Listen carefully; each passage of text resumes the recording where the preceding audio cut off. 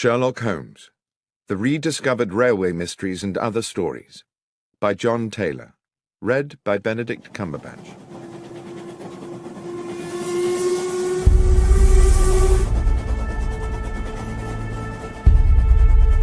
An Inscrutable Masquerade.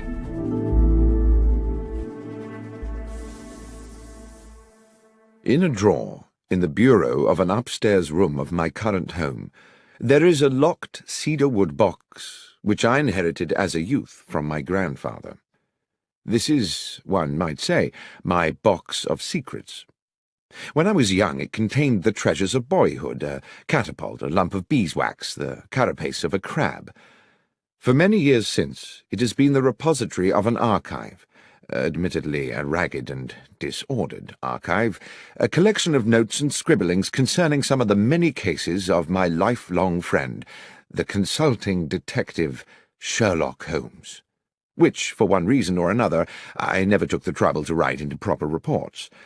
Having had recently a little time on my hands, I reopened this box of yellowing notebooks, and it seemed to me that several of the cases, given the ocean of time between those events and the present day, would now bear telling. And I begin by chronicling an adventure which I may have dismissed for several reasons, not because it lacked baffling and intriguing elements, on the contrary, but mostly, I think, because it was, for me personally, such a dizzying and distressing experience.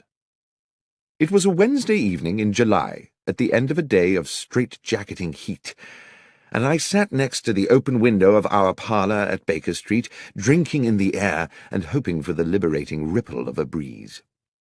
The newspaper on my lap reported the release from police custody of a known criminal, Tobias Organ, arrested some days previously for the murder of Max Zimmerman, a moneylender shot through the head in his small apartment in Wardour Street.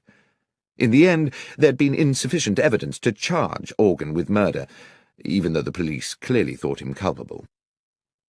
Strangely enough, I had once met Organ myself. He had come to me as a patient suffering, as I recall, from a severe lesion to the lower back, which he maintained had been caused by a fall against a metal stanchion, but which I had little doubt was in fact a stab wound. My diagnosis was supported, I believe, by his barely veiled threat that I should under no circumstances make known his injury to anyone else. He had an unforgettable, menacing way with him, and I had felt immense relief when he left my surgery. I'd been looking forward to discussing the Organ case with Holmes, who would certainly have some views on the subject, but when he finally appeared for dinner he was irritable and uncommunicative, and from these symptoms I guessed him to be in the process of some taxing mental work. All the same, I had no wish to sit out the meal in silence. "Stifling weather to be out and about, Holmes," I said, peppering a slice of beef. "Indeed, Watson, and equally stifling to be in." He busied himself with cutting into a potato. After a while I said, "I've not seen you today. I presume you were somewhere on business." "Yes, Watson, I was." Another pause, the chink of cutlery. "Somewhere local?" "Somewhere very local, Watson. I'd expect you'd like to know where." "Well, I've no wish to be intrusive." "In the basement. I've been all day in the basement of our house, and since your desire not to be intrusive is clearly struggling against your overwhelming curiosity to know, I will tell you why I was there." And he paused and smiled, in the full confidence that you will not breathe a word to a soul about it. "Why, Holmes, of course not, and on the understanding that if I do tell you, you will not be able to leave this house until my work is complete." "What?" I put down, almost dropped, my knife and fork. "You don't mean not leave at all?" "That's precisely what I mean. So it may be that you would prefer to forego my secret rather than consent to becoming a prisoner here for what might be several days." Hopelessly intrigued, I gave no thought to the discomfort of being shut indoors in this sultry heat, no thought to the boredom, not even any thought to the fact that I had appointments in my diary. "I am prepared to abide by your request, Holmes." He stood up from the table, his meal unfinished, and went across to the hearth to retrieve his pipe and tobacco pouch. As he filled his pipe and lit it, he sank into his armchair. "I believe you have been preoccupied with the case of Tobias Organ, Watson." Yes, it has been on my mind. How? You twice left the newspaper open at that page. The moneylender Zimmerman, a legitimate businessman with a wife and young children, was murdered with an army rifle. The police have many reasons for believing Tobias Organ to be guilty of the crime, and one of these is that he owns an army rifle. Organ, of course, denies that his firearm is the murder weapon. Well, yes, I said, one would expect he would. But suppose, said Holmes, suppose there was a science which could with certainty tie a bullet to the gun which fired it. Well, that would be marvellous, I said. But there isn't, is there? Well, Watson, let us say that such a science is seminal. It is exactly this problem which I am wrestling with at present in the basement of the house. I've set up a laboratory of sorts down there where I can conduct some experiments. Progress is promising, and if the results are as I expect, they will certainly send Tobias Organ to the gallows. But Organ is an utterly ruthless villain, undoubtedly guilty of a number of murders, but devious enough always to palm them off on others. If he were to gain even an inkling of my work, we would be in the utmost danger. I can see that you would be in danger, Holmes, but how might I be? As I say, Watson, Organ is ruthless. To get at any enemy, his favourite trick is to abduct someone close to his adversary, often with, I'm afraid, horrific consequences. You know too much now, and since I'm not prepared to put you at risk in that way, I fear you must sit it out in these apartments. You must not answer the door, you must stay away from the windows, no visitors. You must lead the life of a prisoner until such time as this matter is settled. Well, I said, it might be good for me. I have a medical paper to write, and the period of confinement might induce me to keep my nose to my studies. Excellent, Watson. I'm sure your sacrifice will not be in vain. I really did not see myself sacrificing very much at all. I spent the evening cancelling all appointments of the following week, and went to bed rather looking forward to a few days of fruitful incarceration. The morning found me in a hopeful mood in what appeared to be an empty house. Holmes, I presumed, had already descended to his basement laboratory. Our landlady, Mrs. Hudson, had left me a pleasant, cold breakfast, an indication that she herself had had to leave the house early. The day, while already warm and bright, had not yet begun to turn oppressive. The clock over the hearth ticked slowly as I settled down to my books, experiencing for the first time since my student years some of the quiet ecstasy of study. By midday, the room had become hot. My concentration meandered, and thirst plagued me. I wandered downstairs to Mrs. Hudson's apartment and found her still absent, so I proceeded down to the basement to ask Holmes whether he knew what arrangements had been made for lunch. The door to the basement was shut, and when I tried the handle, I found it to be locked. From within, I could hear the occasional crack of what sounded like a gun being fired, and the grind of metal on metal like ball bearings rolling round an iron bowl. "Holmes, are you there? Watson, what are you doing here?" "I'm in the process of an investigation." "Indeed?" "Yes, I'm trying to find out what's happening about luncheon." "You'll have to prepare something for yourself," he called back. "I'm afraid I've sent Mrs. Hudson away. I cannot risk the lives of innocent people. And Watson, be so good as to keep away from the basement. Confine yourself to our own rooms and to the kitchen. There's a good fellow." "Very well, Holmes, but—" "Yes?" "I really would very much like a newspaper." "I'm afraid you must do without. Neither of us can take the chance of leaving here until this business is complete. Now, please, let me get on." I trundled to the kitchen. I managed to find myself some bread and cheese, which I took back upstairs. Our rooms were now very hot, and since I was forbidden to sit near the window, I ate my luncheon over my books, dropping crumbs into the creases of Gray's Anatomy and beginning to feel restless. After lunch, I managed to force myself to a little more work, but by 3 o'clock had fallen asleep in the armchair. I woke to hear the sounds of evening traffic moving along Baker Street. I listened with something like envy to the busy hubbub of those who were free to come and go, who had families to return to, and simple feasts awaiting them at convivial tables. My lot seemed bleak by comparison. Holmes did not emerge from his infernal basement, and Mrs. Hudson did not appear with an evening meal. I cannot recall how the rest of the evening passed. The heat absorbed during the day by London's pavements now radiated back to thicken the evening air. The world outside, of which I had no news, became gradually silent, and I, hungry and disconsolate, went finally to bed. The next morning, after a makeshift breakfast, I got down to some work, and was well into the argument of the paper I was writing, when I began to realize that the room was again beginning to become airless and oven-like. Determined not to succumb to lethargy as I had the previous afternoon, I decided that despite Holmes's strict embargo on going near the window, I simply must have some air. As I raised the sash, I saw a cab approaching along Baker Street and stopping directly beneath the window. The passenger who stepped out was Nicholas Cartwright, an old university friend now writing for the Times. I hadn't seen him for a couple of months, and he seemed about to pay a surprise visit. Desperate as I was for company, I could not forget the promise I had made to Holmes to admit no visitors. The doorbell rang. My first idea was to wait for Cartwright to give up and go away, but there quickly came a second ring, and with it a call from the street through the now open window. "Watson!" A note of anxiety in his voice, suggesting that all was not well. Cartwright was a good friend. I did not see how I could linger there pretending to be deaf when he might be in need of my help. I dashed down the stairs and opened the front door. "Watson, so pleased to have found you." The statement immediately struck me as odd, as did Cartwright's whole demeanour, but mindful of the proximity of Holmes in his makeshift laboratory, I whispered, "Look, old chap, odd things are going on. Come up, as quietly as you can. I'll explain there." A sudden sharp crack issued from the depths of the house, and I hoped that, preoccupied as he was, Holmes would have no inkling of the presence of my visitor. As we entered the parlour and shut the door, Cartwright said, "Watson, I've been worried about you. I didn't even know if I'd find you here." "Worried?" "Yes. The story in the Gazette regarding yourself and Mr. Holmes. Did you know it was in the papers?"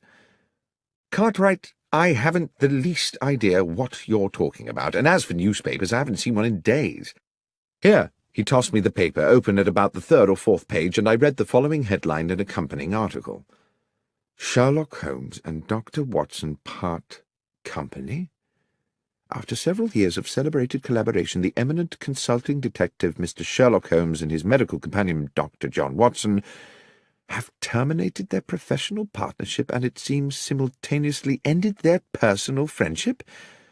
Mr. Holmes said that while he continued to hold Dr. Watson in high esteem and to regard him as a man of exceptional honour and professional competence, circumstances upon which he could not and would not elaborate had made it expedient for them to go their separate ways." There was no comment from Dr. Watson.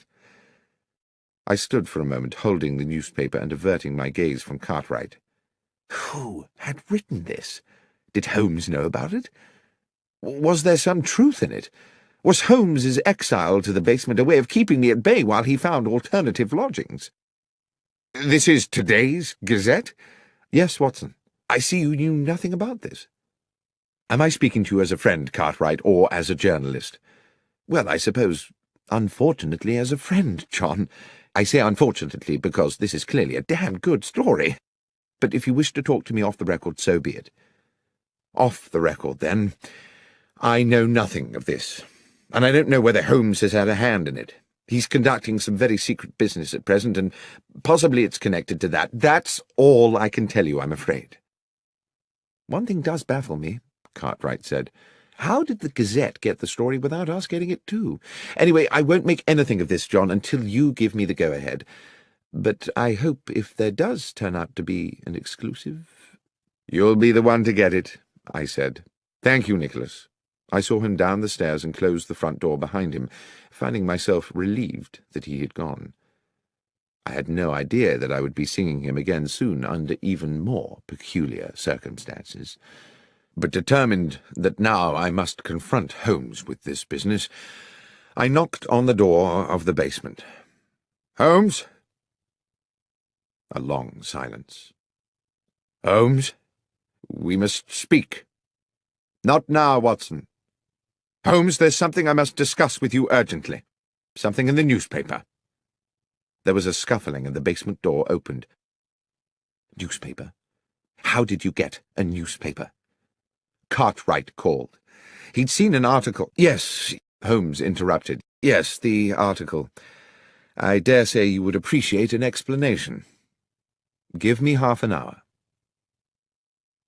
A little later we sat opposite one another in our sitting-room. The evening was still close and oppressive. "The newspaper article," said Holmes, "was an unfortunate necessity. I hope it has not caused you too much embarrassment, Watson, and when this business is finished, all will be rectified." "But why," I said, "report us as having quarrelled?" "Bear with me, Watson, I beg of you. As you know, I have tried to keep my work here secret. But how certain can one be of that? The police are involved in these matters and are aware of my experiments, and who knows whether some junior or even senior member of the force is not in league with that utterly ruthless villain. Now, having been alerted to that newspaper report, might it not be the case that Tobias Organ would assume that you were no longer in London? At any rate, he would certainly be likely to assume you were no longer sharing these premises with me." "You gave the story to the Gazette to protect me?" "Yes, Watson. That was my purpose." "I just wish that you'd consulted me first." "You were not supposed even to know about it, Watson. And if you had not had a visit from Cartwright, you would never have seen the article. It was unfortunate that he came when he did." "It was the article that brought him." "Yes, a miscalculation on my part.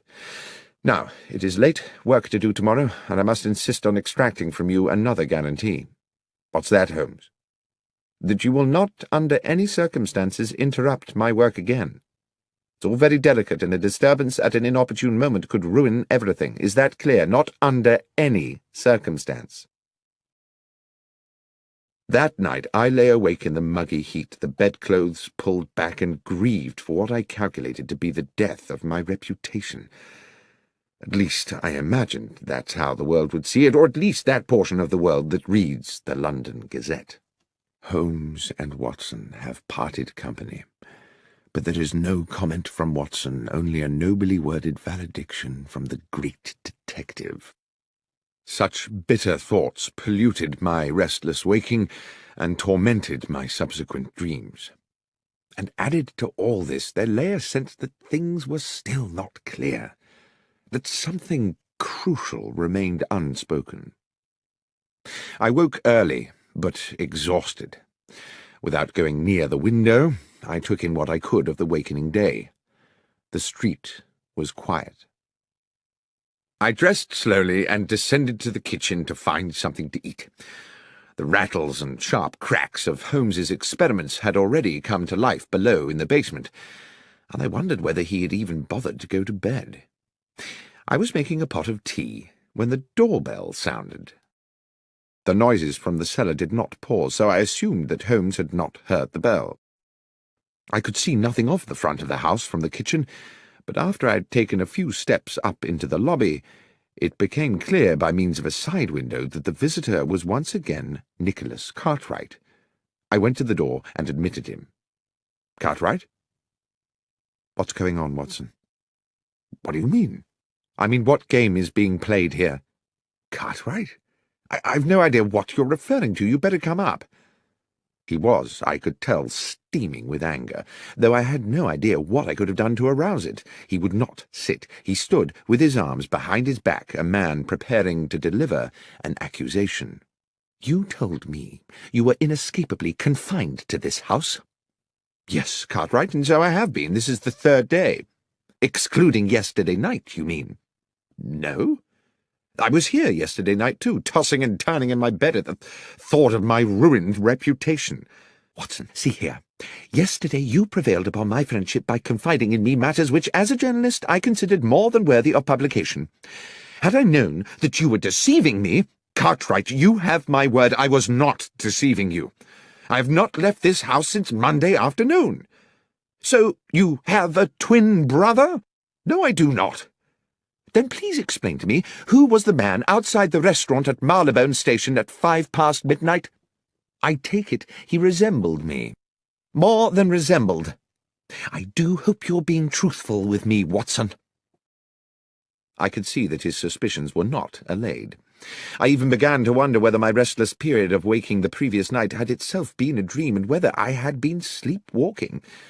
Such things are possible, I know, and the heat, my fatigue, and the events of the last days had left me so baffled that in that moment of confusion I could not entirely rule it out. "What happened," he said, "was that I was walking through the station concourse when I spotted you by the wall of the restaurant, which by then was closed, talking to a man in a brown felt hat. I would have approached you, but when I caught your eye, you cut me as dead as if you didn't know me, and I assumed your conversation was of some importance.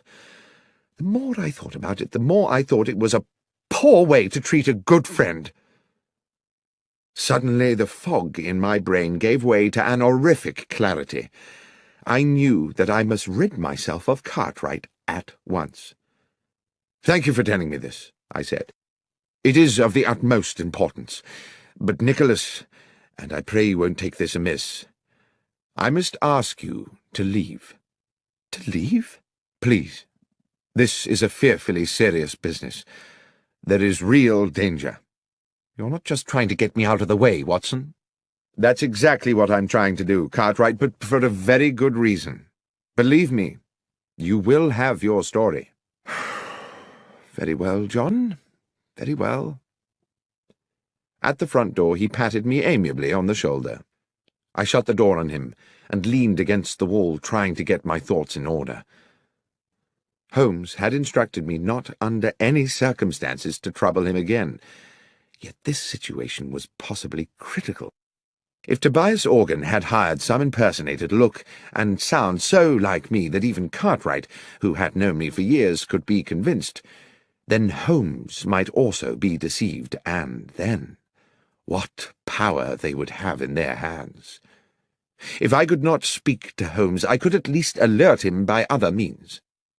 I ran up the stairs with the idea of writing a note which I could slip under the basement door, but as I reached our rooms, I heard a cry from the street. Without thinking, I ran to the parlour window. 100 yards southwards, along Baker Street, 3 men were struggling. 2 of them were bundling the 3rd man into a cab against his will. It was Cartwright. I dashed down the stairs and ran into the street. The driver of the cab had already whipped up the horse and moved off at a lick, but I gave chase, fury and outrage fueling my progress. I pursued them for a good half a mile until eventually they outpaced me, and I stood gasping for breath outside St. Vincent's Church. I sat on the pavement. I needed Holmes's help. The transgression of a broken promise was a trivial thing, surely, in the context of this appalling incident.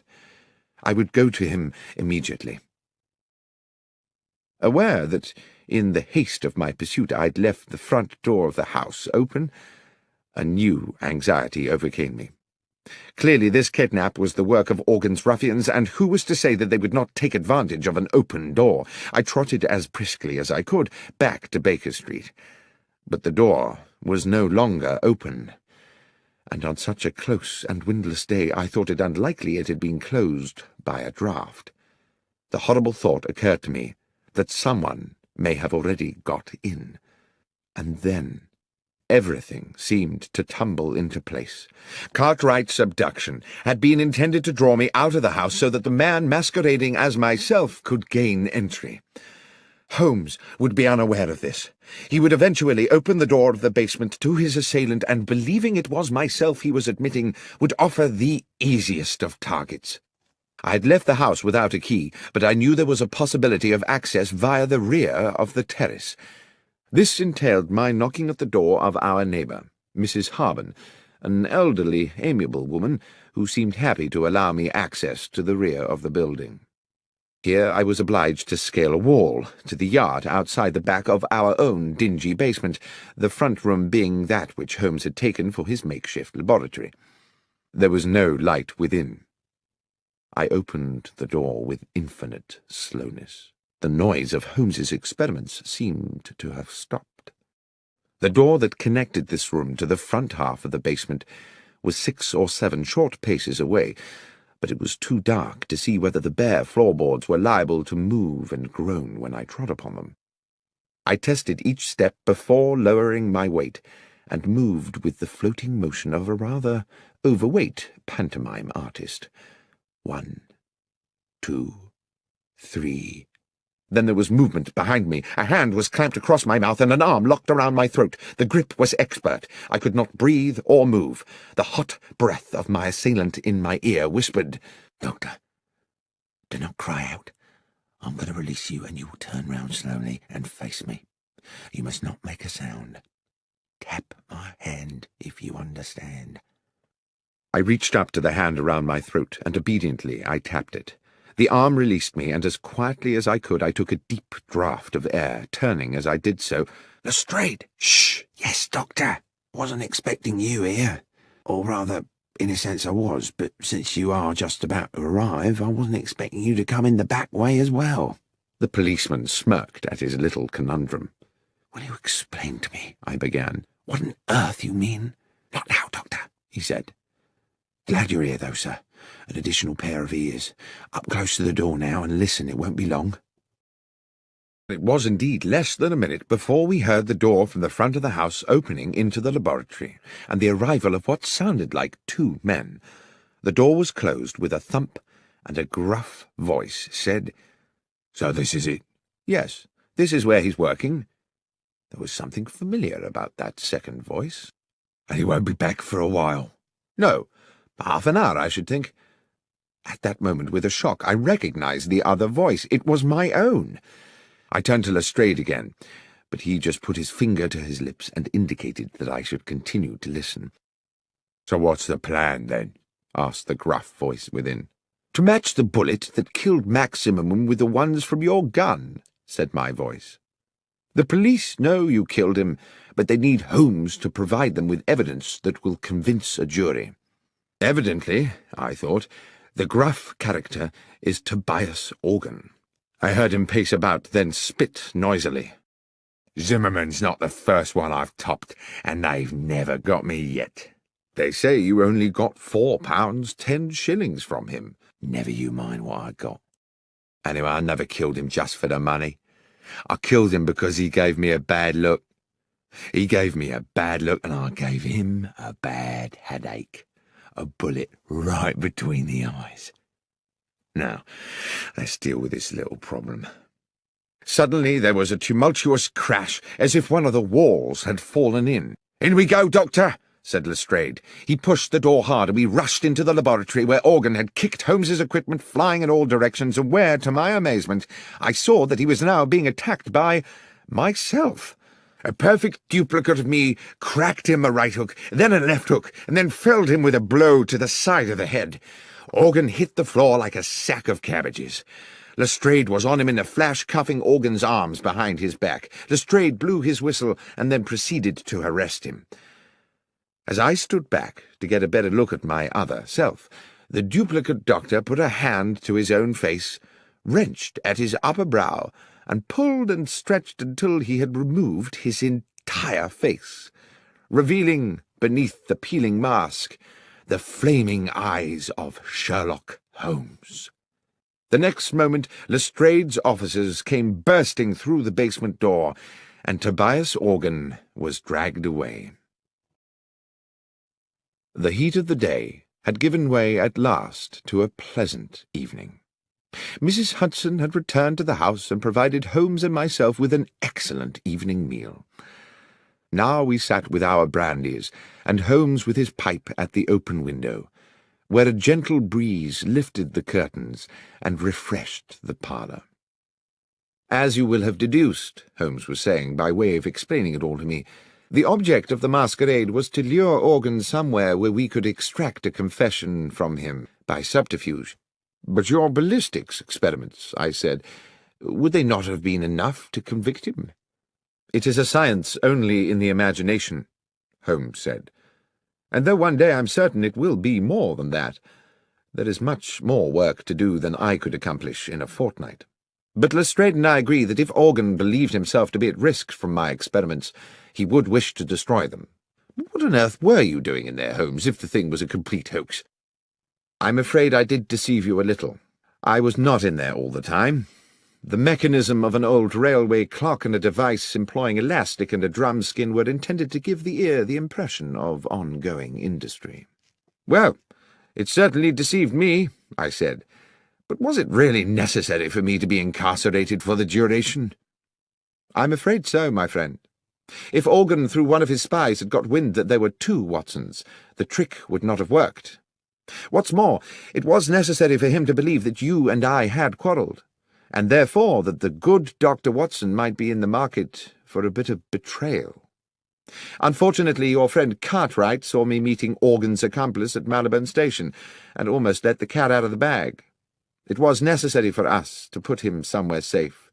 Lestrade's men kindly subjected him to a temporary and very comfortable period of kidnap." "It was you who had him dragged away?" "Yes.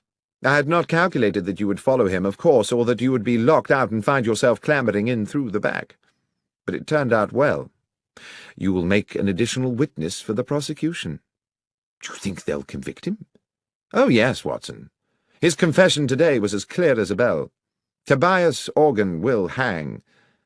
As for you, my friend, I have given you a terrible time, and as a reward, I'm going to take you to the opera." "Tonight?" "Yes, tonight. Gilbert and Sullivan. The Mikado." "But, Holmes, my memory is you don't much like Gilbert and Sullivan." "No, Watson, but you do. And besides, I have to confess to having a soft spot for the Lord High Executioner."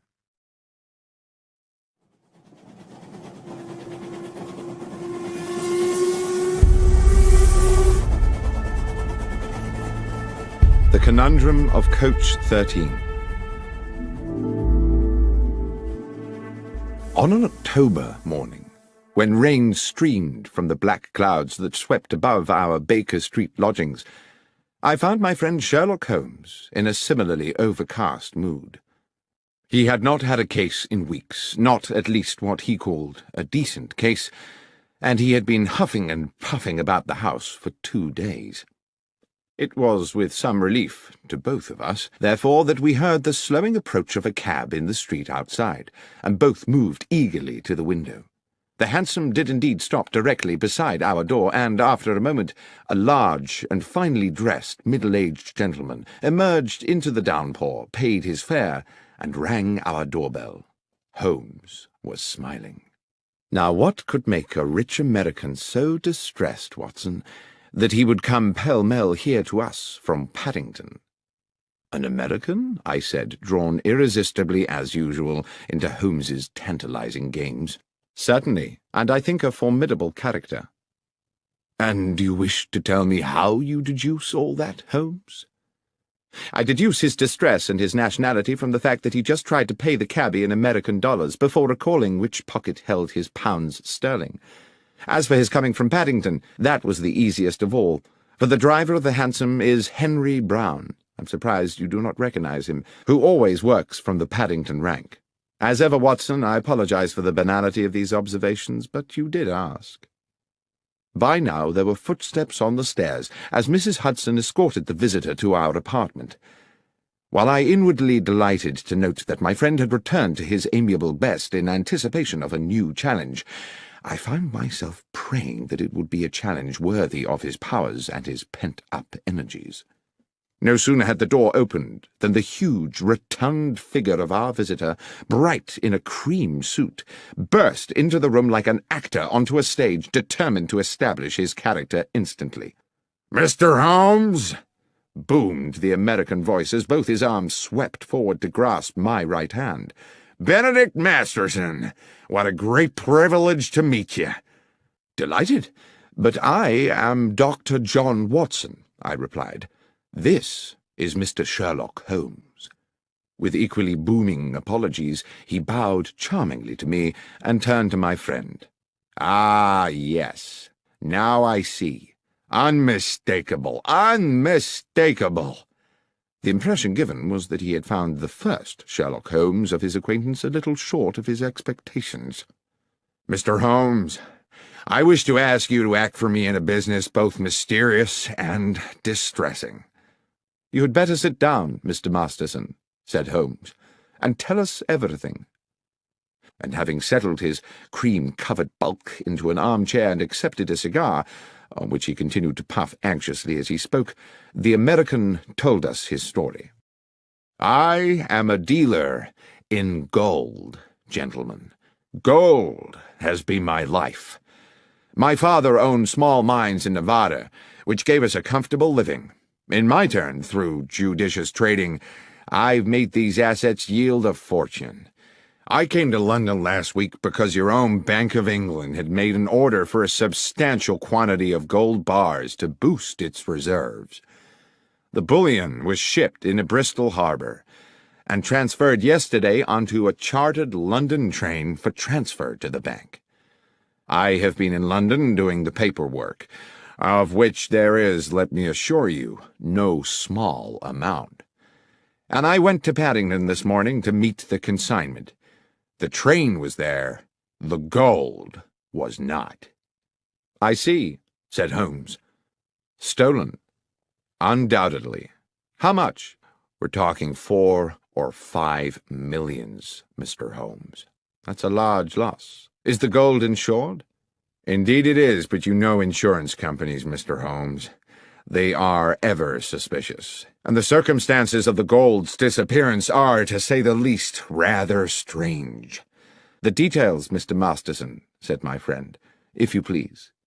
"Well," continued Masterson, tapping a thick cylinder of ash into the ashtray, "I'd asked to commission a special, an overnight train, and also insisted that it be discreet, not armored or escorted, or in any way having the appearance of a specially secured conveyance. I was offered the charter of a passenger train which returns empty from Bristol to London once a week, and which railwaymen jokingly call the Bad Luck Special, not because anything has ever happened to it, but because it normally consists of 13 empty passenger coaches, as indeed it did on this occasion. I insisted that the gold be packed in steel containers, each locked with a unique key. You will appreciate that gold itself, gentlemen, is a weighty metal, so each box contained only as many bars as would enable the containers to be carried.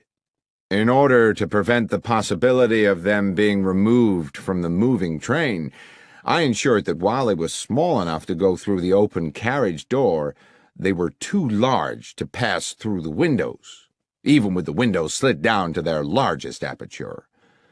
I then arranged for the doors of the bullion carriage to be locked from the outside so they could not be opened until the train reached London.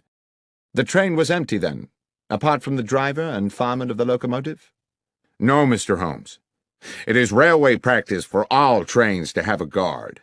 A practice I was very happy to comply with, since it meant my consignment would have an overseer throughout its journey, and to this end all the steel cases were loaded into the last coach of the train, coach 13, where the guard could keep a constant watch on them.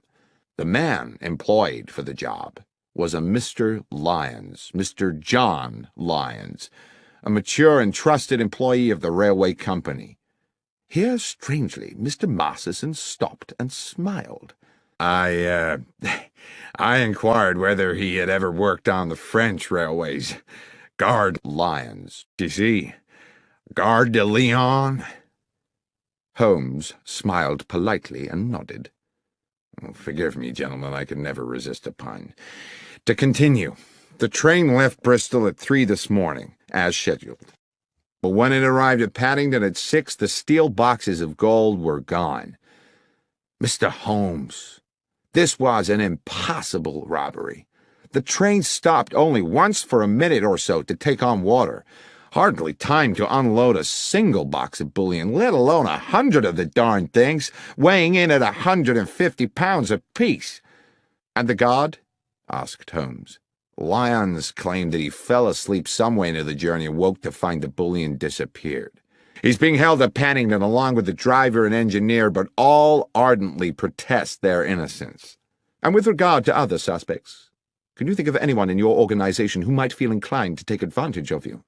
Masterson pinched his lips and looked embarrassed. Well, if I may confide something to you in the strictest confidence, my estranged wife, Laura, still has shares in the company. She believes that she should have more.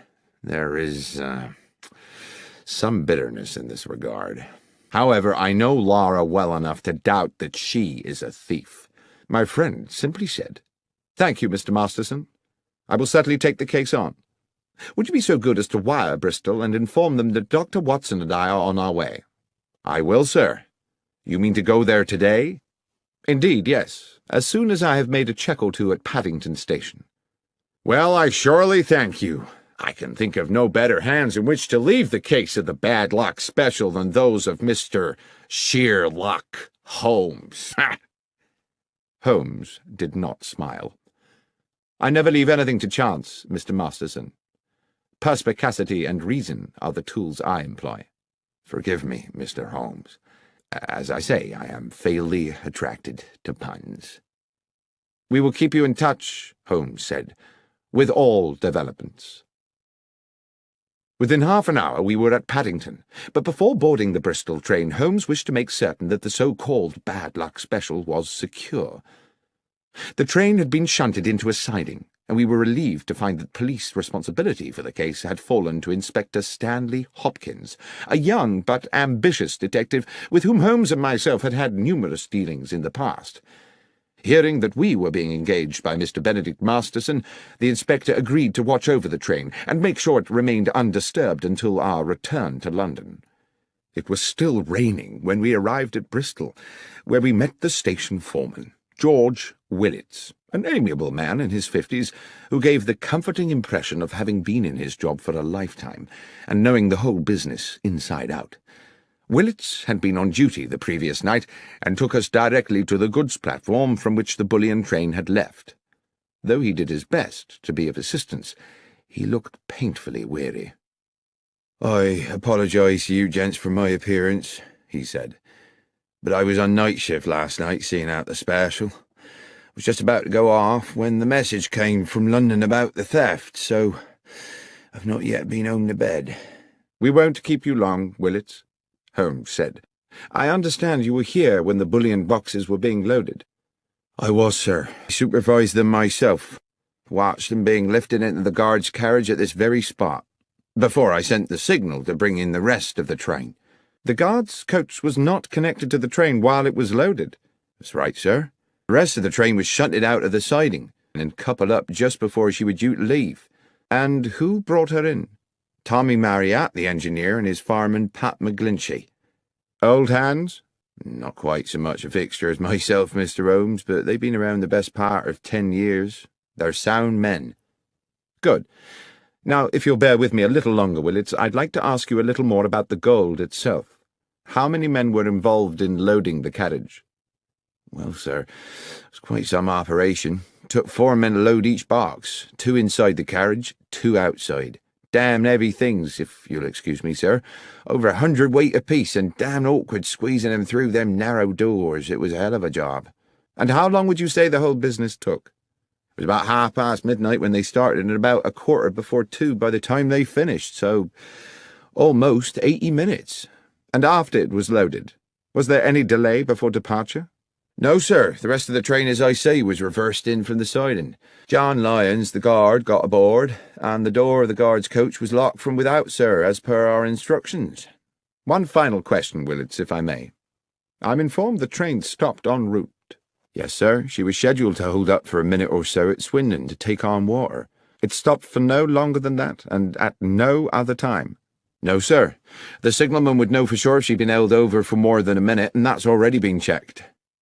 Holmes seemed to pause for a moment while he considered all this information, and then he said, "Willits, I am most grateful for your detailed and, I have no doubt, accurate recollections.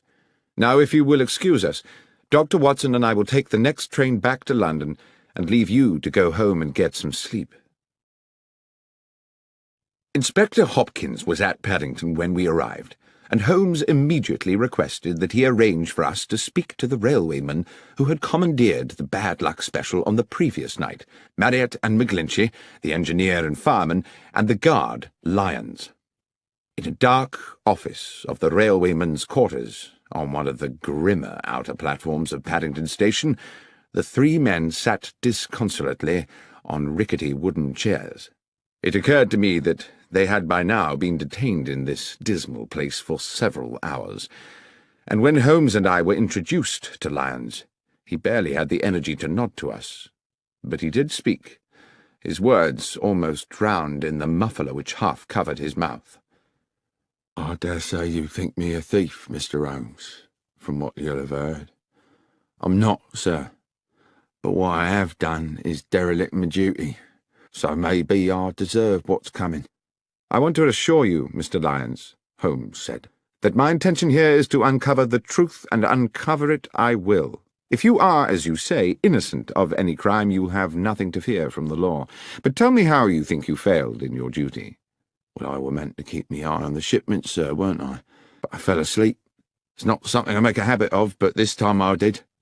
"And woke to find the bullion gone?" "A nightmare, sir. I suppose I should have stopped the train with a pull cord, but I was in a bit of a daze." "How long do you think you slept?" "I thought about that, sir. I remember us passing through the White Horse Valley just before Swindon, and when I woke up, we were about 10 miles out of it and past the Lumsey Water Tower." Holmes looked towards the fireman McGlinchey, a plump man with rich black curls. "When you stopped to fill the tank, did you notice anything odd?" "No, sir. It was a dark night, and there were no lights there save the fire from the boiler. You couldn't see 20 feet beyond the train." Holmes turned back to Lyons. "I would like you to describe to me the events of yesterday evening." "Well, sir, I wasn't due to start my shift until 1 in the morning, so round about 12 I had a brown ale in the railwayman's canteen and collected some sandwiches and a can of tea for the journey." "Just tea and sandwiches?" "Yes, sir, and a piece of seed cake, if that's not too much detail." "There is no such thing as too much detail. Please continue with your story." "Well, at about 1:30 I made my way over to the goods platform. They just finished loading the bullion into the end carriage, and the other part of the train had been brought in and coupled up. A gentleman in a suit gave us final instructions. To the engineer and fireman Tommy and Pat here, he said the train was cleared to London, with just the one brief water stop, which was under no circumstances to take more than 3 minutes, and if there should be an emergency, they weren't to leave the cab. At that point, they locked me in with the gold, and at exactly 2 a.m. we were on our way. About a half hour after, I had me sandwiches and a few swigs of tea.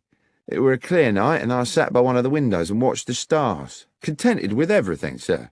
That's when I must have dozed, and, well, what happened after that, you know." "Thank you, Lyons," said Holmes. Then he turned to young Inspector Hopkins with a new, fierce gleam in his eye. "If we may, Hopkins, I should now like to inspect the train." We made our way along the track to the engine sheds, and after checking the locomotive, searched through each of the 13 coaches, whose number I carefully counted myself, until we arrived at the last, the guard's coach, in which the gold had been transported. "Now I have been assured," Holmes said to Hopkins, "that the doors of this coach were locked from the outside for the duration of the journey." "Yes, Mr. Holmes." "Yet it was possible to move along the train through the coaches via the connecting doors?" "Yes." "And what of the other coaches?" "I checked them. Their outer doors were all locked too, but it would have been impossible anyway for the thieves to have moved the containers along the train to jettison them from another carriage. The boxes of gold were too big to pass through the connecting doors. All that had been carefully calculated." "But is it quite certain," I ventured, "that the boxes could not have been opened and the gold removed bar by bar?" "Quite certain," said Hopkins. "Not without the original keys. They were unique to each box." "Besides, Watson," said Holmes, "if the boxes had been opened here, then, with or without the gold, they would still surely be here now. Speaking of which, Hopkins, the carriage is just as it was found when the doors were first opened this morning. As I said, Mr. Holmes, nothing's been touched." Holmes took an initial sweeping glance around the carriage interior, then stooped to pick something up from the floor. "This brown paper, I presume the wrapping for the guard Lyons's sandwiches?" "Yes." "This is can of tea?" "Yes." "Curious that he had a can of tea?" No. Curious that a man under stress should be so painstakingly tidy." I don't understand, sir. Never mind. What do you make of this, Hopkins? Holmes had picked up from the corner a loop of scarlet fabric, silken and ruffled. I don't know, Mr. Holmes. I was completely baffled by it. It seems to be a small decorative item of some sort from a lady's wardrobe. A hair tie, I should think, I said. How might it have got here? I don't know, Doctor, I'm sure. But I suppose it's theoretically possible that someone might have concealed herself in another carriage. Holmes had put the object to his nose. There is a perfume to it, he said, but faint, as though it had not been worn for some time. Could it belong to the thief? I asked tentatively. Possibly, said Holmes, though I think that might have been a thief too many. He stooped to replace the scarlet fabric on the floor of the carriage. I think we are close to a conclusion, Watson. Hopkins, I should like to talk to the guard lions again, and to the driver and his fireman. Please make sure that there is at least one other police officer present, and we must be sure to invite Mr. Benedict Masterson to our little denouement, since he's been kind enough to pay the fee for this investigation. By the time Masterson arrived, the clock was approaching 9, and we sat in the old mess-room bathed in dingy yellow gaslight. The rain rattled ceaselessly on the roof and windows, and, when we were all assembled, the 3 weary railwaymen, along with Benedict Masterson, Inspector Hopkins, a junior officer, and Holmes and myself, the gathering became hushed and expectant. Masterson said, "Well, this has certainly been a baffling business, Mr. Holmes. But I assume we're here because you've picked up some clues along the way. You are certainly a man equal to his reputation, sir. The inspector mentioned a red silk trinket of some sort." "Yes," Holmes said. He produced the item from his pocket. "This piece of perfumed fabric. The clear message is that someone was concealed in the carriage with the bullion." "I see. And moreover," I put in, "that the concealed person was probably female." Masterson appeared a little shaken. "Female, you say? Oh, dear." "If I may," said Holmes, "we will return to that later. Mr. Lyons, let us revert for the present to the subject of your sandwiches." "My sandwiches again, sir?" "Indeed. The sandwiches you took on board the train last night, together with the seed cake and the can of cold tea. You say you ate them just before you fell asleep." "Yes, sir." "You ate the sandwiches and the cake, you dozed off, you woke up again, and the gold was gone." "Yes, sir. That's how it happened." "And when you came round and realized the gold had gone, you say it was like a nightmare." "Yes, Mr. Holmes." "You were very agitated?" "I certainly was. Too agitated, I expect, to sweep the floor of the carriage." "To what, sir?" "I presume you did not sweep the floor of the carriage at that point, in that disturbed state." "No, sir, I didn't. With respect, sir, that's not my job." "Quite. One wouldn't expect you to, which makes it very difficult to explain why, when I examined the guard's coach this afternoon, I found not a single crumb on the floor. Now, can anyone here tell me how it's possible to eat several sandwiches and a slice of seed cake without dropping a single crumb? Or, come to that, a single seed?" "I promise you, sir, what I said about my supper was true. I remember exactly what I brought and exactly what I ate." "I have no doubt of that, Mr. Lyons." "Then what, sir?" "My point is merely that you were obviously not in coach 13 when you ate the sandwiches." "On my honour, Mr. Holmes, I swear I was." "Oh, you were in a carriage, certainly, but you were not in the carriage in which your sandwich wrapper was found. The coach where you ate your supper, the coach with the bullion, never made it to London." "Mr. Holmes, this is confusing," began Masterson. Holmes interrupted. "On the contrary, Mr. Masterson, it's very clear. The coach containing the gold was uncoupled from the train when it stopped for water, run into a siding by those awaiting it, and unloaded of its cargo at their leisure during the night. It was a perfectly dark night. There was no moon, so the railwaymen, as Mr. McGlinchey here has recently confirmed, could, from the water pump, see nothing of what was going on at the back of the train. "But, Mr. Holmes," said Inspector Hopkins, "the bad luck special has 13 coaches. Everyone knows that. And you will no doubt yourself have noted that we passed through exactly 13 coaches in our inspection of the train this afternoon." "Oh, it has 13 coaches now, of course, Inspector," Holmes said. "And it only struck me after we had left Bristol and its pleasant station-master Willets that he had described to us in detail his whole engagement with the loading of the gold and the departure of the train without once mentioning that he'd counted the coaches before the train left. The fact is, he didn't count them. He didn't think he needed to. The bad luck special had always consisted of 13 coaches. He wasn't to know that your accomplices at Bristol had added an additional coach to the train before it was attached to the coach carrying the boxes. A coach with its seats stripped out to make it practically identical to the bullion car. On that one night, the bad luck special had not 13, but 14 carriages.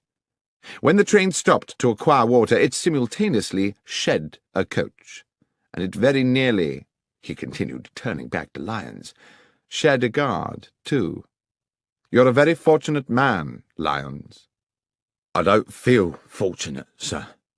"Your good fortune is that you are still alive, and that in turn is because you were fortunate enough to fall asleep. Imagine if you had not. The train stops. The thieves uncouple the rear coach with yourself inside it. As soon as you see them, you become a risk to them. There's no telling what they might have done. What I believe actually happened was that as they were releasing the carriage from the train, someone noticed that you were asleep inside. They took the opportunity to move you into the next coach, along with your tea can and sandwich wrappings. You may be thankful you did not wake at that moment." Masterson wore an expression of amazement. "I am full of admiration, Mr. Holmes. But at the same time, I feel somewhat desolated. This clearly means that someone in my organization has betrayed me." "Which brings me back to the ring of scarlet silk discovered in the carriage, certainly an intriguing adornment to the problem," said Holmes. "It could indeed signify the presence of a woman." "But there is the mystery," I said, "of how she got there, or what she might have done." "I think, however," said Holmes, "that is a mystery with a simple solution." At this point Masterson appeared rather tragically stricken. "You're thinking—" "Yes," said Holmes.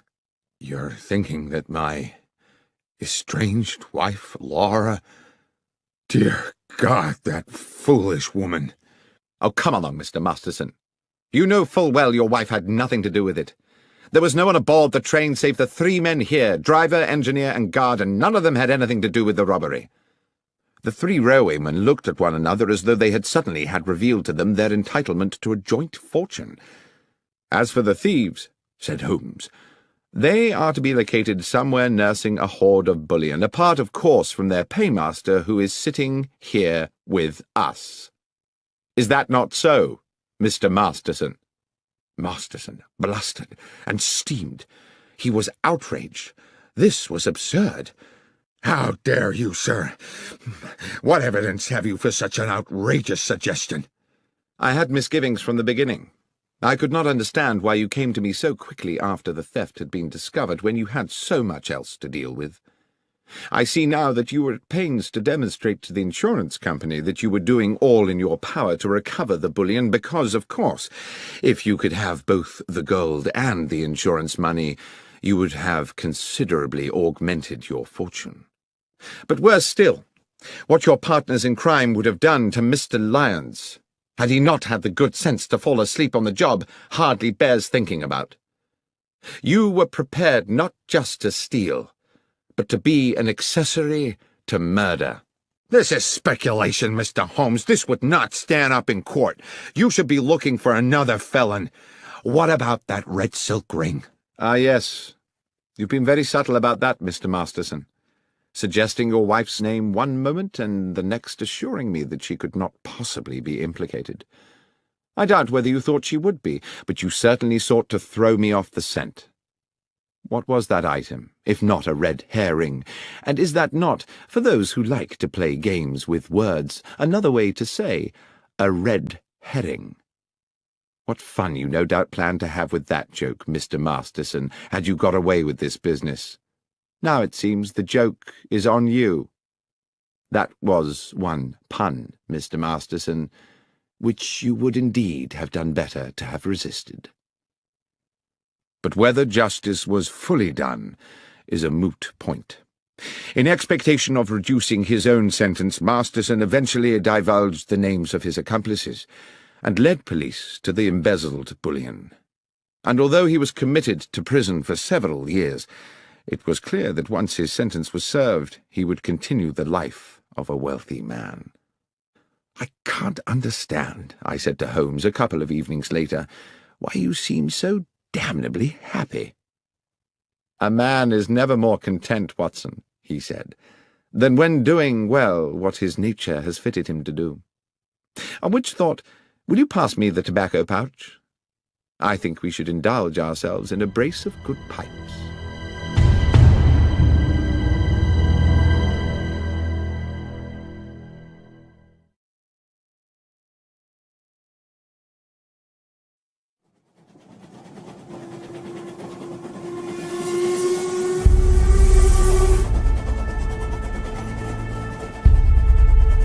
The Trinity Vicarage Larceny.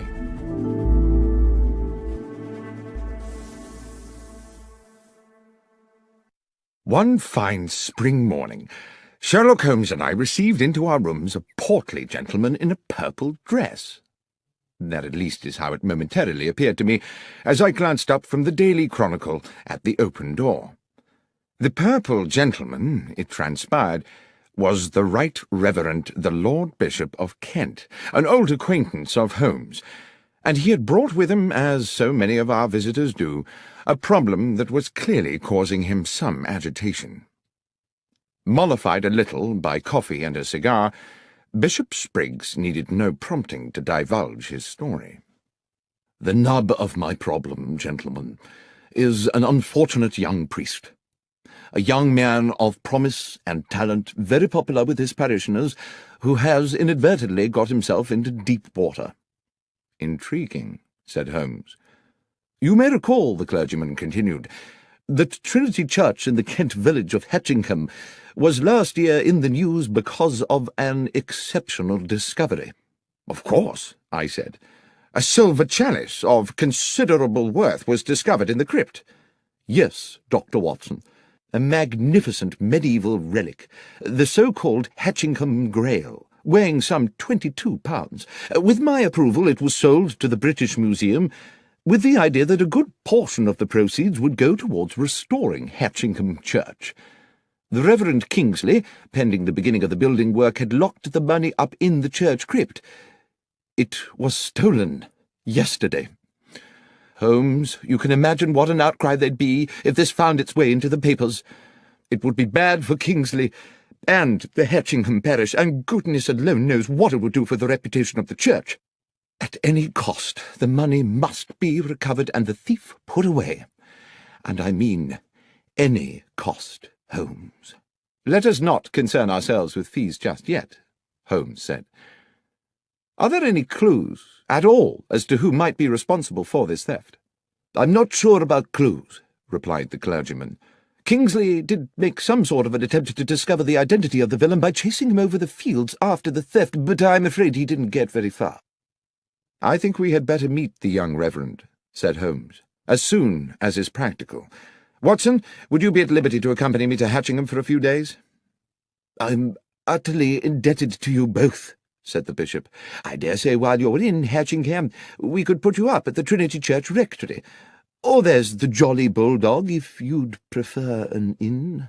"Ah," said Holmes, "the Jolly Bulldog. Now that sounds like just my kind of animal." We journeyed to Hatchingham the next morning and established ourselves at the cosy but crumbling hostelry that was the Jolly Bulldog. Our landlord was a bluff man called Starkey, taller by inches than Holmes, and compelled to stoop to avoid the beams of his own ceiling as he lumbered about in heavy boots serving his customers. He grudgingly provided us with a late snack of bread and some rather tough cold meats, complaining that if everyone chose to be fed at 2:30 in the afternoon, they would have to invent a new word for the meal taken between luncheon and dinner. "Leftovers?" said Holmes to me impishly, and at a level which I am sure Starkey was meant to overhear. "Might be that word?" The publican growled ominously as he left us, and I leaned over to Holmes and whispered, "There is surely an example of how a little power may go to the head of a man and make him too big for his boots." "I was thinking rather," said Holmes, "from the way he clumps about this place, that his boots are rather too big for him." I saw the two gentlemen on a near-by table smile at this remark. "I shouldn't take a lot of notice of Starkey," said one of them amiably. "He's just as tiresome with all the customers." The gentleman introduced himself as John Hapton, and his companion as Matthew Winslow. Although neither Holmes nor myself disclosed the details of our mission to Hatchingham, it seems they knew we were expected, and it turned out that both gentlemen were members of the parish committee, and were fully apprised of the theft, though they were quick to assert that it was not yet public knowledge. "I hope you will be successful," said Hapton, "in bringing this thief to book. We are fond of our vicar, and he has been a deeply troubled young man since it happened." The Reverend Kingsley's house was accessed from Hatchingham Lane by a short stone path. A few steps beyond the vicarage stood the church, with, on the west side, a moderate-sized graveyard.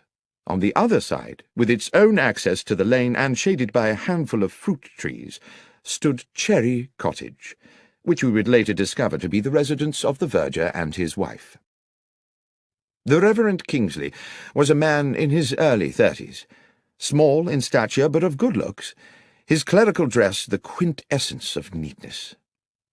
While clearly stricken by his predicament, he remained calm and articulate, and did his best to make us welcome in a pleasantly appointed parlour whose deep-coloured, thick-piled carpet and embroidered cushions evidenced a delicate sense of taste. "It's a relief to see you, gentlemen," he said. "The bishop told me all about you, about your many successes in solving complex cases. The problem, as you know, is that while we saw the thief escape, we were unable to establish his identity. However, there are one or two factors which, though they seem opaque to my own consideration, might prove illuminating under your own, if I might show you."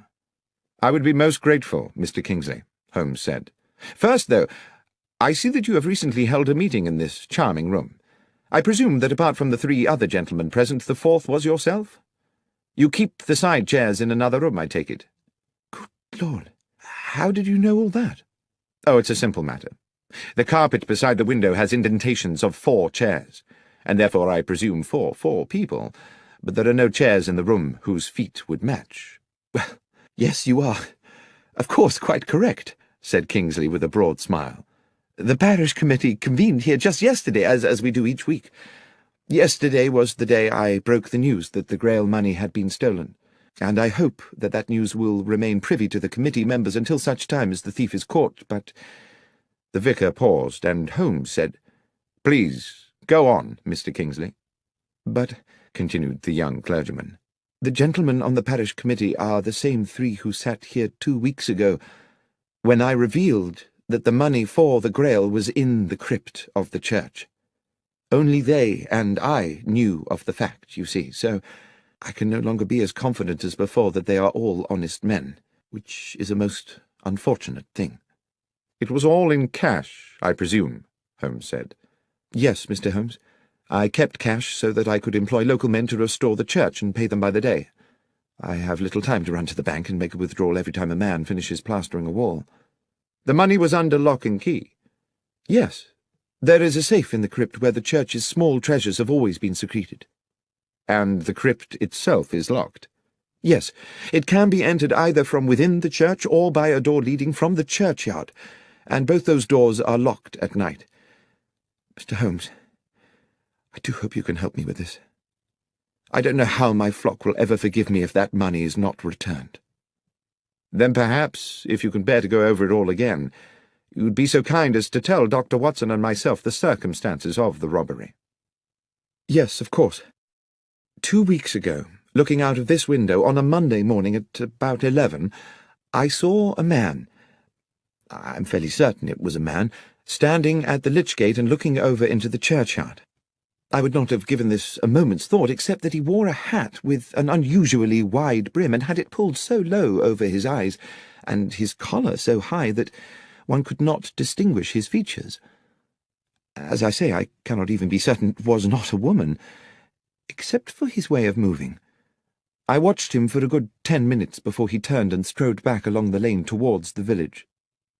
That same afternoon, this time from an upstairs window, I saw him again, but now further along the lane, standing under a tree and once again seeming to study the church and its grounds. His contrived anonymity naturally put me on my guard. In the evening after those first 2 sightings, I was sitting in that very chair, Dr. Watson, which you are currently occupying, when a thought hit me like a bolt of lightning, a thought which you no doubt will be surprised had not occurred to me earlier, that this stranger might have designs on the money in the crypt. After this alarming epiphany, I spoke to my verger, Sam Manners, and his wife, May, who keep house for me.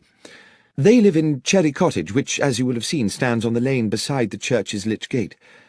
There's a short cut from their back door to this house, which they employ when they wish to see me. I mention that because, as I think you will agree, it bears upon the matter. I asked them to report to me if this sinister figure, or anyone else unknown to them, appeared in the vicinity of the church. And indeed, it seems as if the man in that hat had begun to watch my whereabouts, because first May Manners, then her husband, reported to me that they had indeed seen the man in the hat. I began to feel that an attempt on the money was imminent. I resolved, then, to remain in the vicarage or the church grounds until I was certain that the threat had passed. I instructed Mr. and Mrs. Manners that if they saw the stranger again they were to take the short cut to my house and inform me immediately, but they were under no circumstances to approach him. And now we come to the day of the theft. Sam Manners was whitewashing the walls of the church. At this point Holmes stood up. "I think it would be as well, Mr. Kingsley, to acquaint ourselves with the geography of the church and its grounds. Might we continue outside?" A rapturous afternoon of sunshine and birdsong greeted us as we left the vicarage and walked out into the churchyard, where the Reverend Kingsley commenced our guided tour. I immediately began to locate us on a mental map of Hatchingham village and its surrounding areas, a practice I learned in my military days and which has served me well in civilian life. I could see in my mind the large oblong of farmland, about 2 miles across, with Hatchingham village and the church almost at opposite corners. This substantial area of land was surrounded on all 4 sides by public roads. Mr. Kingsley took us through the grounds on a grassy path which ran along the side of the church up against the gravestones of the churchyard. "This is the wall of the church Sam Manners was painting that morning," said the vicar. "He worked for a couple of hours, and at 12 o'clock I sent him off to his cottage for his regular midday meal. I went back into the vicarage and took up a book. After about 20 minutes there was a knock at the back door.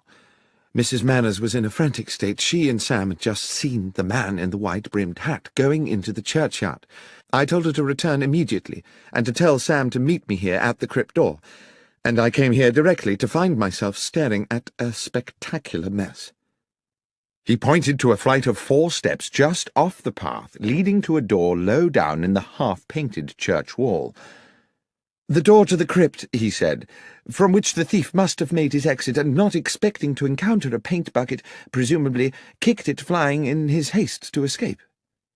A residual expanse of powdery white, still damp in places, stained the flagstones at the bottom of the steps. "Sam was with me within seconds," continued the vicar. "We could see nobody, but we soon guessed which way he'd gone. If you'll follow me, gentlemen." The vicar led us a little further along the grassy path, to where the churchyard ended in a wooden fence. Set into the fence was a stile leading on to a footpath. "That," said the vicar, "was his escape route." Beyond the stile, the ragged footpath traversed the meadow through weeds and rough grasses, stretching away into the distance. Along this narrow track could be seen intermittent blobs of white. "And I suppose the presumption would be," said Holmes, "that the trail of white paint marks are the fleeing man's footsteps." "Yes, exactly. Obviously our man escaped across the field to Harding Lane, Mr. Holmes." My companion nodded. He stopped at the stile. "There are 2 white handprints here," he said, "a right hand and a left hand. The fellow was in some haste, as indeed one would expect." Holmes crossed the stile athletically and walked a little way into the field. Bending down, he examined one of the white marks, then plucked up a handful of grass and returned to us. "Thank you, Mr. Kingsley. I think I've seen all I need to here. Is there anything else you think might help us?" "Yes," said the vicar enthusiastically. "Back at the house." Holmes requested that Sam Manners and his wife join us in the vicarage, and a little afterwards in Mr. Kingsley's kitchen. Mrs. Manners set herself to the task of making us all tea, while Holmes paced the stone floor slowly.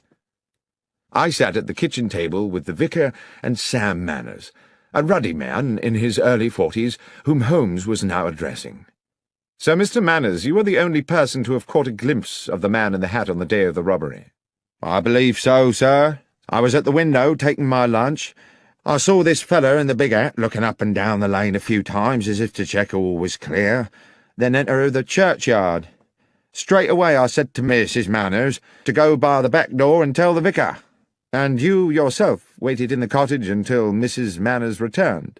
"I did, sir." "For how long?" "Not more than 2 minutes. She told me the vicar wanted me to meet him out by the church. I dashed right out." "And found the Reverend Kingsley waiting for you?" "Yes, sir, and the door to the crypt wide open, whitewash everywhere." "The crypt door had been locked before you went to lunch?" "Oh, yes, Mr. Holmes, it always was." "And that was when you noticed the trail of paint?" "Exactly, sir, and set off to follow it. You must have only been a short way behind the thief." "Must have been, sir, but he moved like the wind. We was across that meadow in less than 5 minutes. It's a good 4 furlongs, and never caught up to him. But what we found at the opposite side clinched it." Here Mr. Kingsley interrupted. "Sam means this," he said, and produced from a drawer a wide-brimmed black velvet hat, inexpensively made, and in shape rather resembling the sort of thing one sees worn by picadors in pictures of bullfights. Holmes took the hat and turned it around in his hands. "It was me found it, sir," said Manners. "I was running a bit ahead of the Reverend, hoping to catch up with our thief, and as soon as I was over the stile I saw it in the grass by the road, just where I suppose it had fallen from his head." "Well," said Holmes, "while I cannot see yet how that will help us, with your permission I shall take it away with me." "Of course," said the vicar.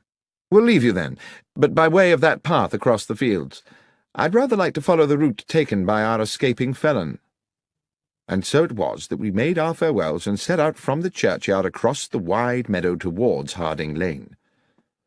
Although it had been a week since the church thief had fled, there remained a clear trail of white footprints across the entire width of the field. The path ended at another stile, which gave onto the shaded narrowness of Harding Lane. We calculated that to return to Hatchingham village we could go in either direction around the perimeter of the meadow. We took the route west along the Pincham Road rather than going east and back via the church. As we walked, my companion looked repeatedly this way and that, into the fields at the roadside, the patches of scrubland, and the bushes and trees. "If you note anything, you must let me know, Watson." And I agreed that I would. But the fields lay bright and innocent in the late afternoon air, and the trees were populated only by birds jubilantly enjoying the sunshine.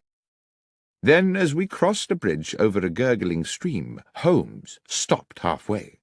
"There's something there. Do you see?" He pointed to the bank of the stream, above which a hawthorn overhung the rushing water. "Something in that bush. A pair of somethings, unless I'm mistaken." We clambered over the balustrade of the little bridge and dropped onto the bankside. The hawthorn was thick, and even at close quarters my eyes were at pains to penetrate into its depths. Holmes, using a fallen branch the thickness of his arm, smashed his way into the bush.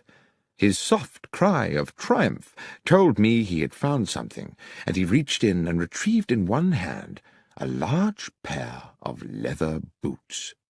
"What do you think, Watson? Is this or is this not the footwear of our thief?" "They're certainly large, those of a very big man, I should say, and there are white marks on the soles. Shall we see how they fit those prints on the church meadow?" "I think we can assume that much, Watson. But what would induce the villain to jettison his boots here?" "Perhaps," I said, "he thought he was still being chased, and knew that if he were caught wearing them he would be recognized straight away." "Equally suspicious if he'd been found with no boots at all," said Holmes, "though I suppose he may have carried a spare pair of shoes with him. Watson, it is fairly clear to me the thief is a local man. Why, unless he feared to be recognized, would he indulge in such an elaborate disguise? Let us go back to the Jolly Bulldog. That, after all, is where the locals like to congregate." In fact, on our return to the inn, we found John Hapton and Matthew Winslow, the parish committee men we had met earlier, having returned to, or perhaps never having left, the same table. As we sat down, Holmes placed beside him on the floorboards the pair of boots we had found in the hedgerow, causing the two gentlemen to look at them inquisitively. When Starkey, the landlord, arrived to serve us, the first thing he said was, "Your boots, gentlemen?" "Not ours," said Holmes. "We found them in a bush in Harding Lane." "Strange what some folks'll throw away," said the publican. "They looks in prime order to me." "Hardly been worn," Holmes replied, and then he asked, "Would these boots fit you, Mr. Starkey?" And seeing our companions on the nearby table watching, he added, "Or either of you, gentlemen?" "Not me, sir," Starkey replied, rather more amiably than I had expected. "I know my boots look weighty, but my feet ain't so big as you might think. It's just I'm subject to blisters." "But you find big boots help your blisters?" I asked, my experience of patients suffering with that condition telling me the opposite. "No, sir. To start the blisters, I need to put on 3 pairs of thick hose, so I always gets my boots well over my proper foot size." Then, rather sardonically, he said, "Thank you, though, for asking, sir." Mr. Hapton on the next table asked, "Do you mind me asking, sir, what's your interest in boots?" Holmes said, "It's an investigation we are conducting in which boots have, well, some scientific significance." Then to me he whispered, as our neighbour turned away with a disbelieving grimace, "It's as I thought, Watson. We have our culprit." "Starkey? No, not Starkey. One of these—" and I indicated with my thumb the 2 men from the parish committee. "No, Watson." "Who, then?" "These boots, Watson, do you observe nothing untoward about them?" "No, not at all. They're practically new. They're of a large size. Apart from that, they are undistinguished." "On the contrary, my friend, I would say they were distinguished by a lack of paint." "I beg your pardon?" "I mean, Watson, that there are white marks on the soles, to be sure. But tell me, pray, how a man with his hands covered in whitewash could have unlaced and removed his boots without leaving marks on the laces?" "I don't know," I said, "but it would be a singular coincidence if someone completely innocent had jettisoned a pair of boots with paint on the soles." "There is no coincidence," Holmes said. "These boots were undoubtedly left here by the thief, but not in the way we were intended to believe." "Are you suggesting that you know who the thief is?" "The thief, Watson, is the Reverend Kingsley himself." "But how could it be, Holmes? There was no time for him to escape across that meadow and return to the vicarage in time to meet Sam Manners outside the church. How can a man chase himself across a meadow?"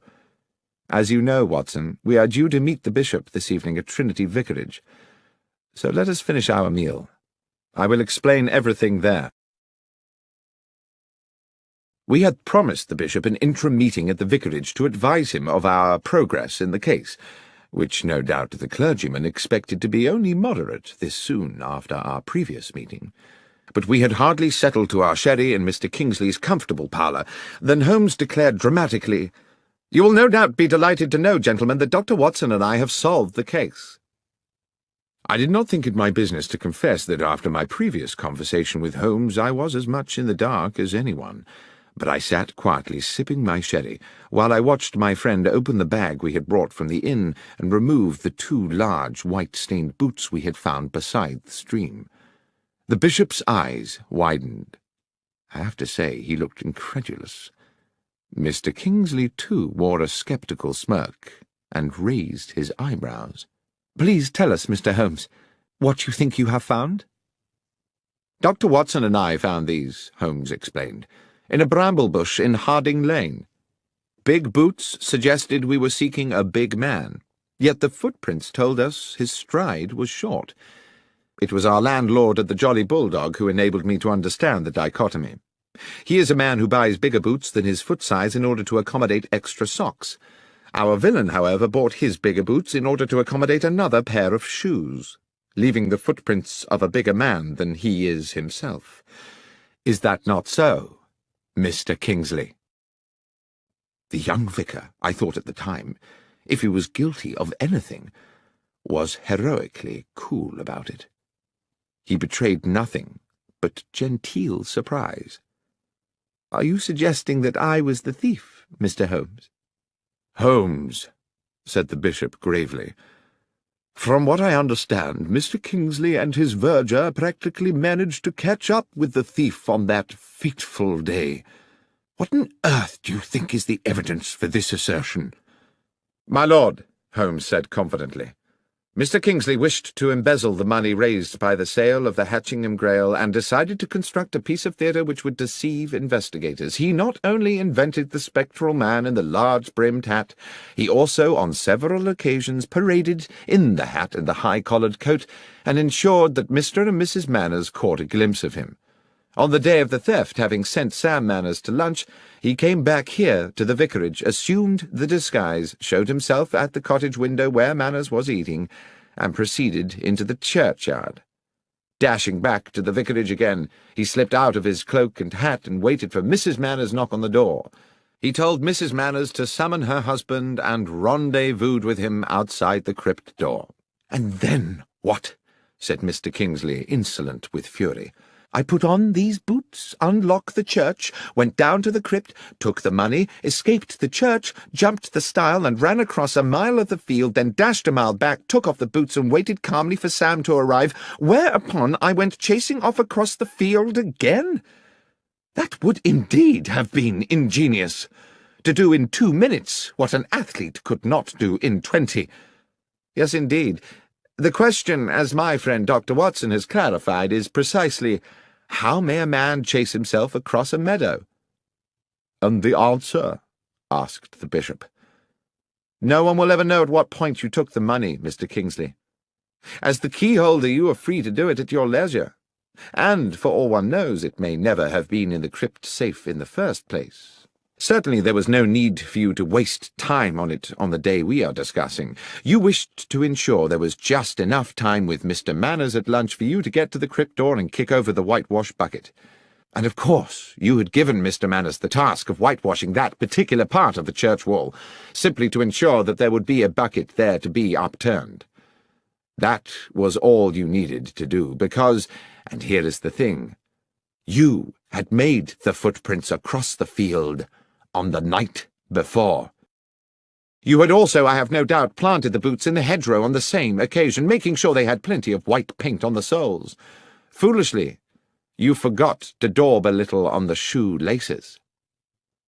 At this point, the vicar dropped into a chair as though all resistance had suddenly fled him, and I believe that as Holmes proceeded, we all realized that he was now approaching a devastating conclusion. "At some hour of that night, Mr. Kingsley, having splashed so much whitewash on the underside of the boots that your hands were gloved with paint, you planted your white-printed trail along the footpath across the meadow to Harding Lane. Afterwards you dropped the wide-brimmed hat by the stile and jettisoned the boots in a bush further along Harding Lane. The trail of prints was therefore neatly in place for the deception next morning, and I dare say you were solicitous to keep Mr. Manners away from the stile, where he might prematurely stumble upon your, if I may so misname it, handiwork." "But one moment," said the bishop. "If Mr. Kingsley had dropped the hat the night before, how could he have been wearing it that morning?" "Well, of course, that's simple," said Holmes. "There were two hats. And finally, there was the question of the keys." "What question was that, Holmes?" I asked. "I don't recollect any mention of keys." "Precisely. There was a distinct absence of any such mention. Why? Because a key would have been needed to enter the crypt, and Mr. Kingsley thought it better not to raise the tricky matter of how such an intruder might have got hold of one." The pale face and slumped figure of Mr. Kingsley indicated his utter defeat. The bishop clearly needed no further convincing. "The money, Kingsley," he said. "Have you spent it?" The vicar looked bitter. "I'm a gambler, Bishop. And the truth is that over the years I have burdened myself with appalling debts. I started to use the church money bit by bit. I meant to return it one day when I had a big win, but money runs through my hands like water. There's little of it left." "Then it's a matter for the police," the bishop said. "And we must find a new vicar for Hatchingham.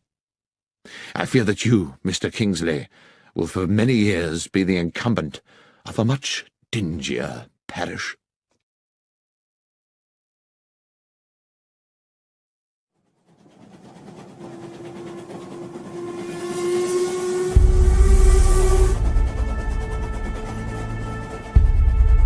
The 1059 Assassin.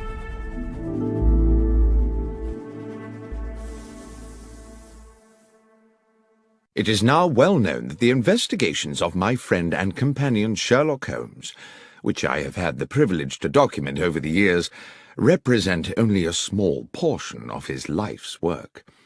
Many other cases have fallen into the obscure well of history. But nothing departs this world without leaving some trace or memory, and now and then an old story rears its head. So it was with the events of the Stovey murder. A letter came to Holmes one morning at our Baker Street apartment from Samuel Carpenter, an elderly publican at the Horse in Colours hostelry in the Kent village of Stovey. Several years previously, Samuel Carpenter had been a witness at the trial of Arthur Weeks, a local villain accused of intimidation, abduction, blackmail, and grievous bodily harm. Holmes had been involved in helping police on the case with footprint evidence, and thus had come to meet the amiable publican. I suppose we never expected to visit the quiet settlement of Stovey ever again, but the letter contained a clear and urgent summons. "Dear Mr. Holmes, you did say when we made our farewells 4 years ago that if ever there should be a day when I had need of your assistance, I was to write to you immediately. I'm afraid, sir, that day has come. A terrible set of events has clouded my life, and I am quite at a loss. Arthur Weeks, that ruthless villain you helped put away, died in jail a few months ago. Ever since then his son, Henry, has been making our lives a misery. I found my dog Catcher shot dead in the field, and twice a dead fox in our water tank. I started getting letters threatening to burn down the inn, telling me I should one day wait in vain for my wife to come home. Terrible things, but all written anonymous. Then he brazenly come and drink at the inn as innocent as you like. Well, last week our son Jack told Weeks straight there, in front of all my customers, that he'd gone too far, and he'd better prepare himself for some serious consequences. I wish he had not done it. 2 days afterwards, Weeks was found shot through the head, and my Jack is now being arrested as a murderer. If there's anything you may be able to do, Mr. Holmes, please come immediately." I knew that Holmes had taken strongly to the publican, so it was hardly a surprise to me when he asked, as is his way, whether I had any pressing engagements over the next few days, and, when I said no, instructed me to pack immediately an overnight bag. Within an hour we were aboard a Kent-bound train. In Stovey village we took rooms at the Horse in Colours, and as soon as we were settled in, sat with our landlord at a table in the bar, where a large fire battled the chill in the air. Holmes said, "Now, Mr. Carpenter, the first thing you must do if I am to help you is to answer my questions honestly and accurately." "That I will do, Mr. Holmes." "Your Jack made a threat to Henry Weeks here in this bar." "Yes, sir." "And 2 days later Weeks was found dead."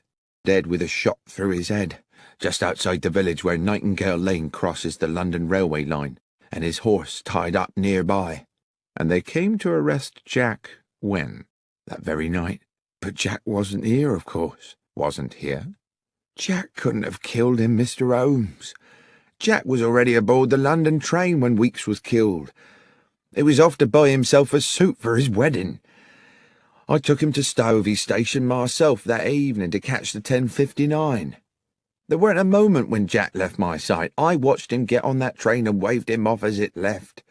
But the police didn't seem to think that counts for anything. Soon as he got back here next day, they carted him off, and he's now under lock and key in Maidstone jail."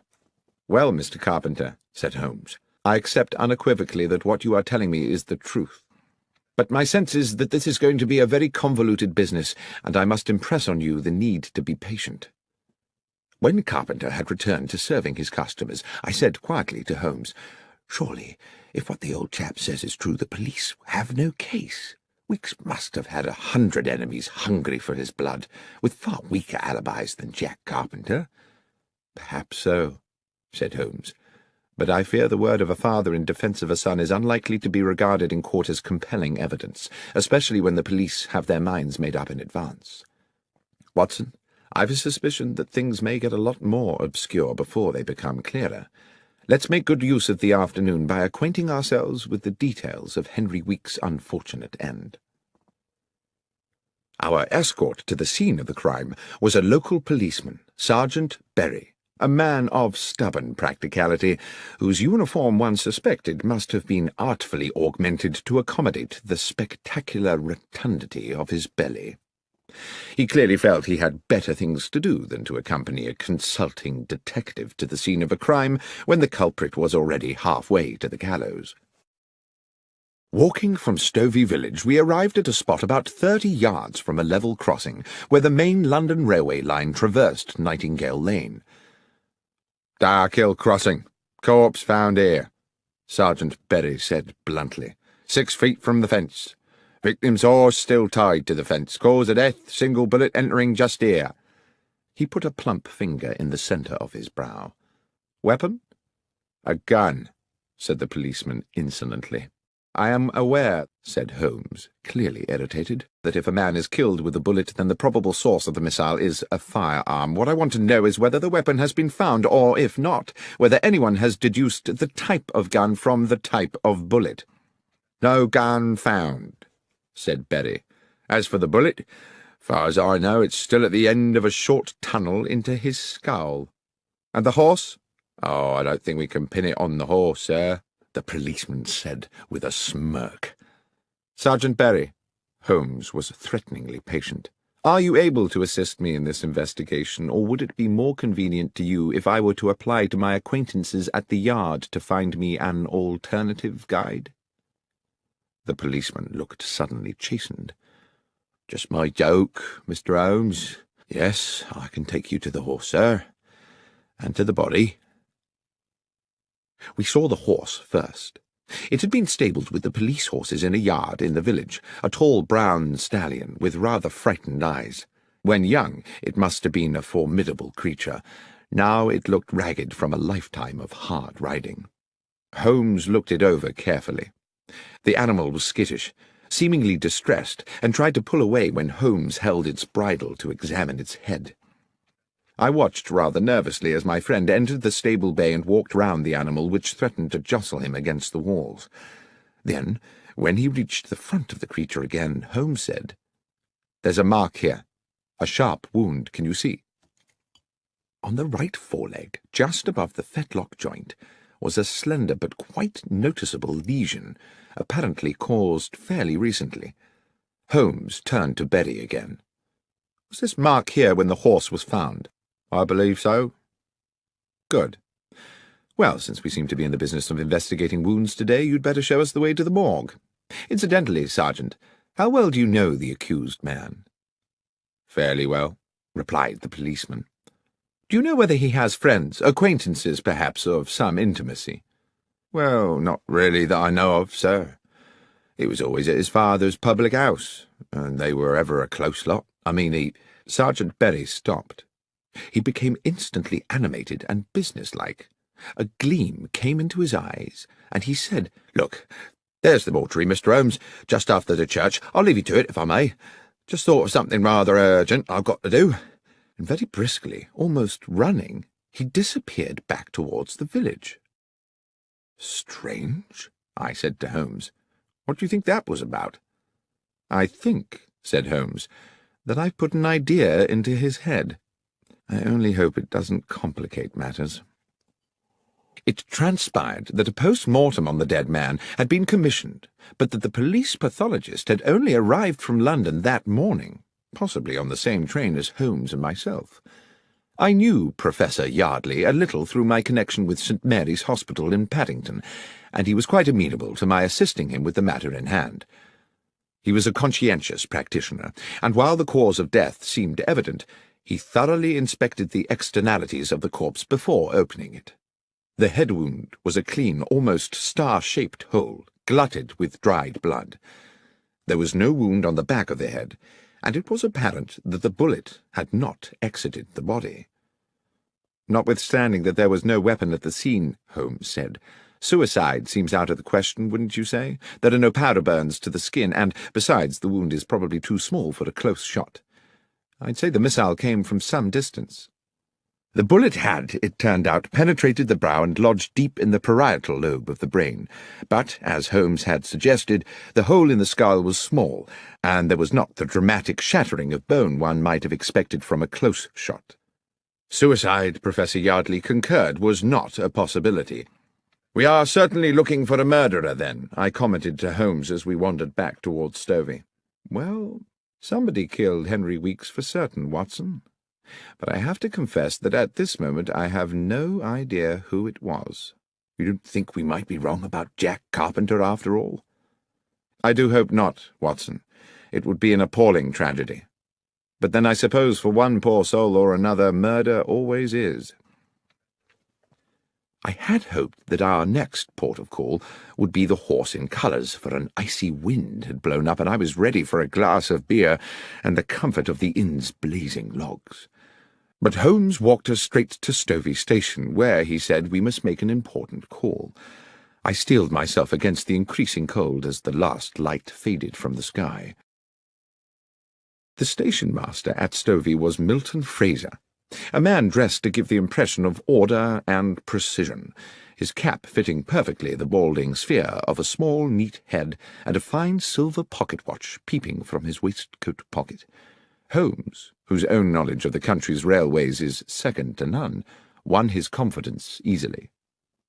"I wish to ask you, Mr. Fraser," he said, "about yesterday evening.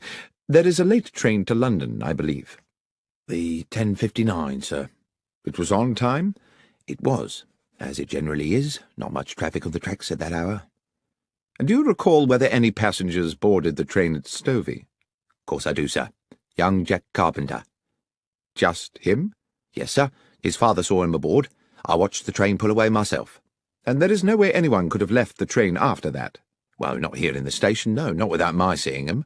"Not in the station?" "No." "I suppose it might be possible for someone to alight at the crossing." "The level crossing?" "Yes, sir. The 10:59 always stops at Darkhill Crossing for a few minutes. Safety precaution, sir.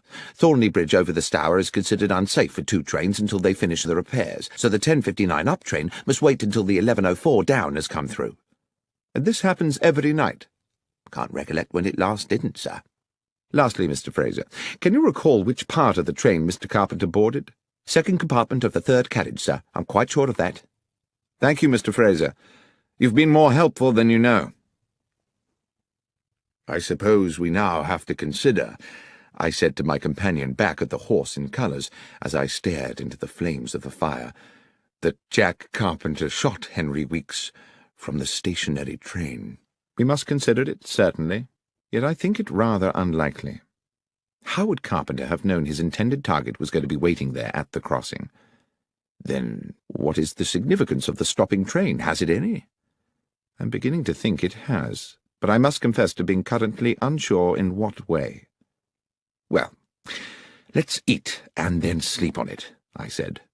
But at that moment our cosy evening was horribly interrupted. A young woman, hair dishevelled, came screaming into the bar. "Mr. Carpenter! Mr. Carpenter!" The elderly landlord came rushing in from the kitchen. "What is it, Sarah?" "It's Beth Miller. They've taken her in."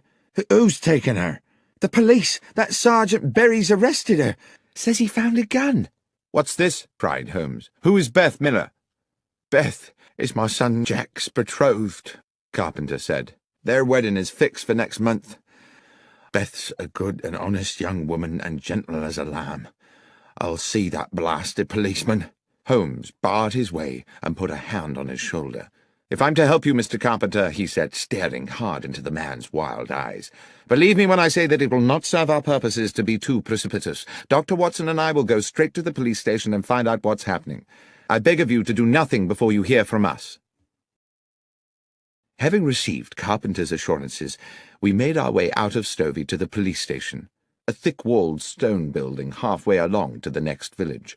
Once a brewery, it now had the grim air of a medieval lock-up.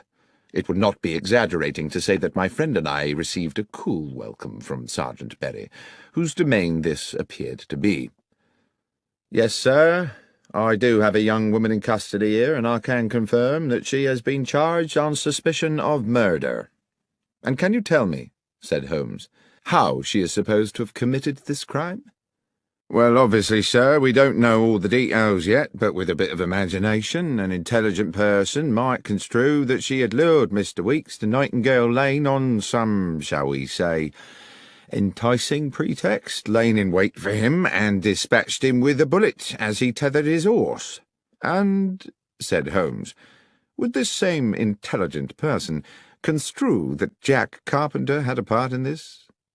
"Well, yes, sir, that person, assuming he was using his faculties, would conclude that quite obviously Jack Carpenter was an accessory before the fact, and therefore equally culpable." "Thank you, Sergeant," Holmes said, "for simplifying what I, in my sluggishness of mind, had considered a mystifying problem. Might it be possible for us to see the prisoner now?" "I'm sorry, sir, I couldn't permit that." "Or should it wait until I have received authority from my good friend Superintendent Wales at the Yard?" The policeman licked his lips, pretended to consult a piece of paper on his desk, and said, "Well, as you say you are a friend of the superintendent, sir, I'm sure 5 minutes wouldn't hurt." We were shown to a cavernous room where rusted iron remnants of the brewhouse remained bolted to the walls and ceiling. The large skylight had been set with bars, and there were no other windows. A pretty dark-haired girl of no more than 20 years sat at a wooden table. She reacted to us with suspicion as we were admitted, but no sooner had the constable left us alone with her, and no doubt largely in desperation, she confided in us readily. "Miss Miller, we have a limited amount of time," Holmes said to her, "and you must tell us everything you can about this business." "Yes, sir, I'll try. I think I may have done something foolish, sir." "Foolish?" "I think I were the first to find the body, sir, you see." "Well now," said Holmes, "I had certainly not guessed that." "I'd planned to see my Jack onto the London train," she continued, "but we was held back at the farm delivering a calf, and I knew I was likely to miss him. The train usually stops by Dark Hill Crossing, so I thought if I cut along Nightingale Lane, I might be able to wave him off. But when I got there, the train was already disappearing across the bridge.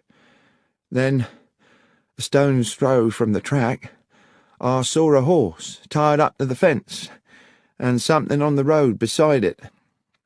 When I got up close, I saw who it was, Henry Weeks, covered in blood, and next to him the gun." "And you picked up the gun?" I asked. "Yes, sir." "Why? Why did you not go directly to the police?" "Well, sir, because I recognised the gun. I meant to hide it somewhere. It were Jack's gun, you see." I failed to conceal my shock. "Jack's gun?"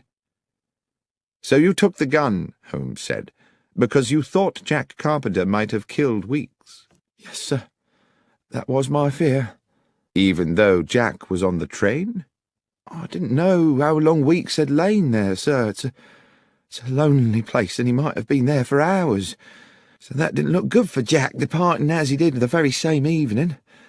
I weren't sure of nothing, Mr. Holmes, except that Jack was likely to get the blame, everyone knowing about the venom between him and the Weeks family."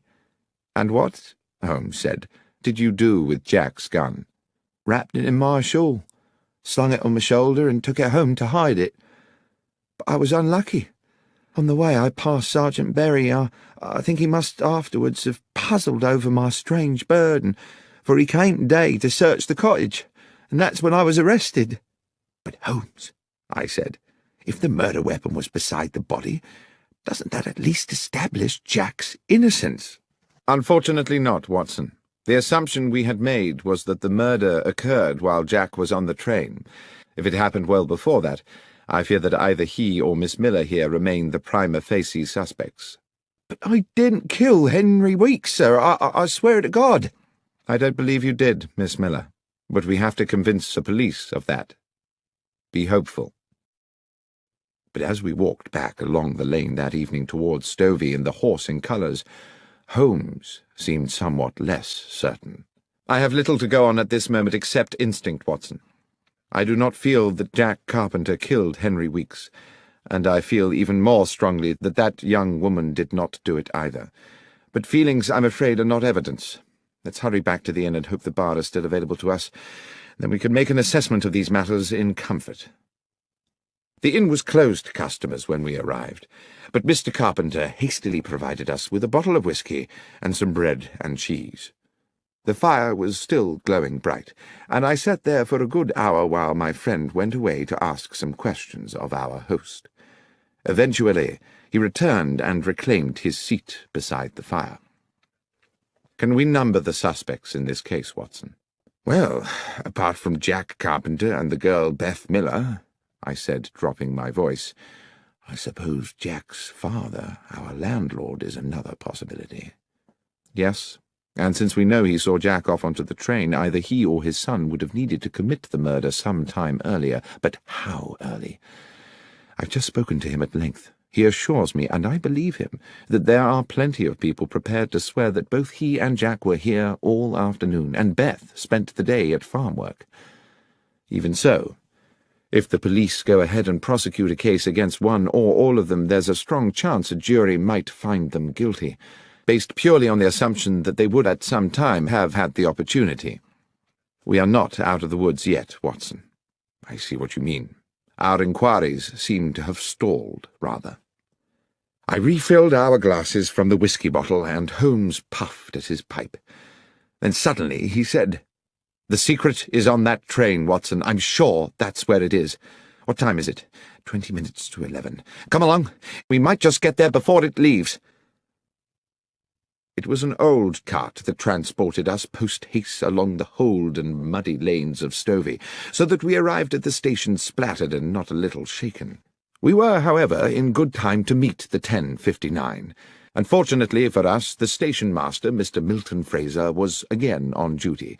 Despite his obvious respect for my friend, however, he became instantly resistant on hearing Holmes's request. "No, sir. I'm afraid I most definitely cannot hold up the 10:59 London train. Mr. Fraser, this is no flippant request. An innocent young woman will spend tonight locked in a dungeon, as will her fiancé, unless I am able to complete certain essential inquiries.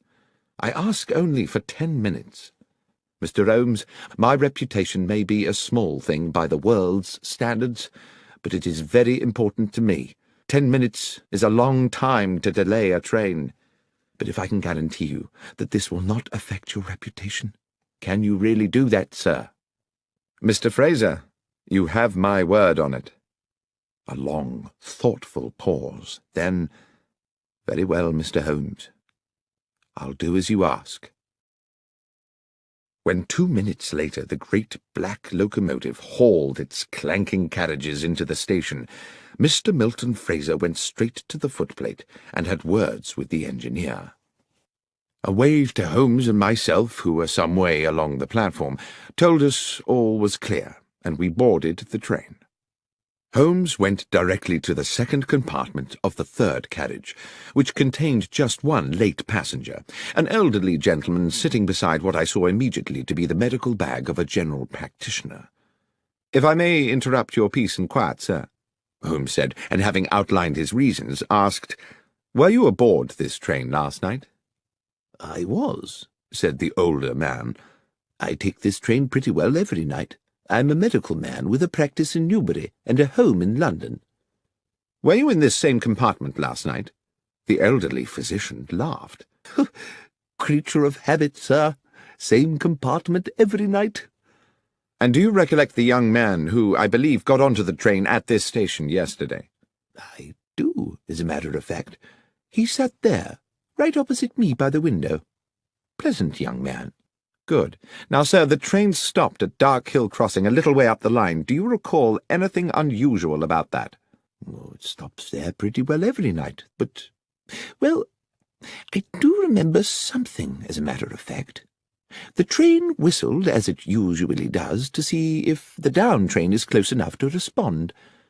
At just that moment, I remarked a small flash of light outside the train, like the sun reflecting off brass."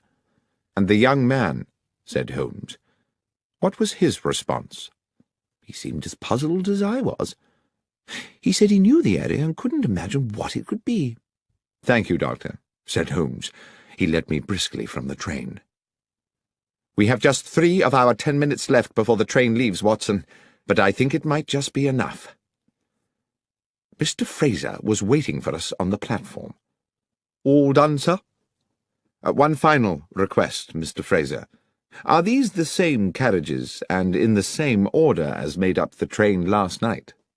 "Yes, sir. That doesn't change much." "Then I'll need to get onto the line to check the other side of the train." "I don't know, Mr. Holmes. The down train is due. You'll be at too much risk." "I shall be quick." And without further discussion, he re-entered the train, crossed the compartment, opened the further door, and dropped onto the down line beyond. At almost precisely that moment, we heard a whistle, and Fraser said, "By golly, Dr. Watson, that's the down train crossing the bridge." I waited for a half-minute, but when I heard the rumble of the approaching train, I could restrain myself no longer. "Holmes!" I called. "Get a move on, for God's sake!" But the last words of my sentence were drowned by the roar of a locomotive thundering into the station and hissing to a halt next to the 10:59. I'm not sure what I thought had happened. I could see that Holmes had not regained the empty compartment for a terrible moment. I hovered in a cloud of anxiety. Then his head appeared, between the bottom of the train and the platform edge. He had ducked under the stationary train to avoid the incoming express. "Holmes, are you all right?"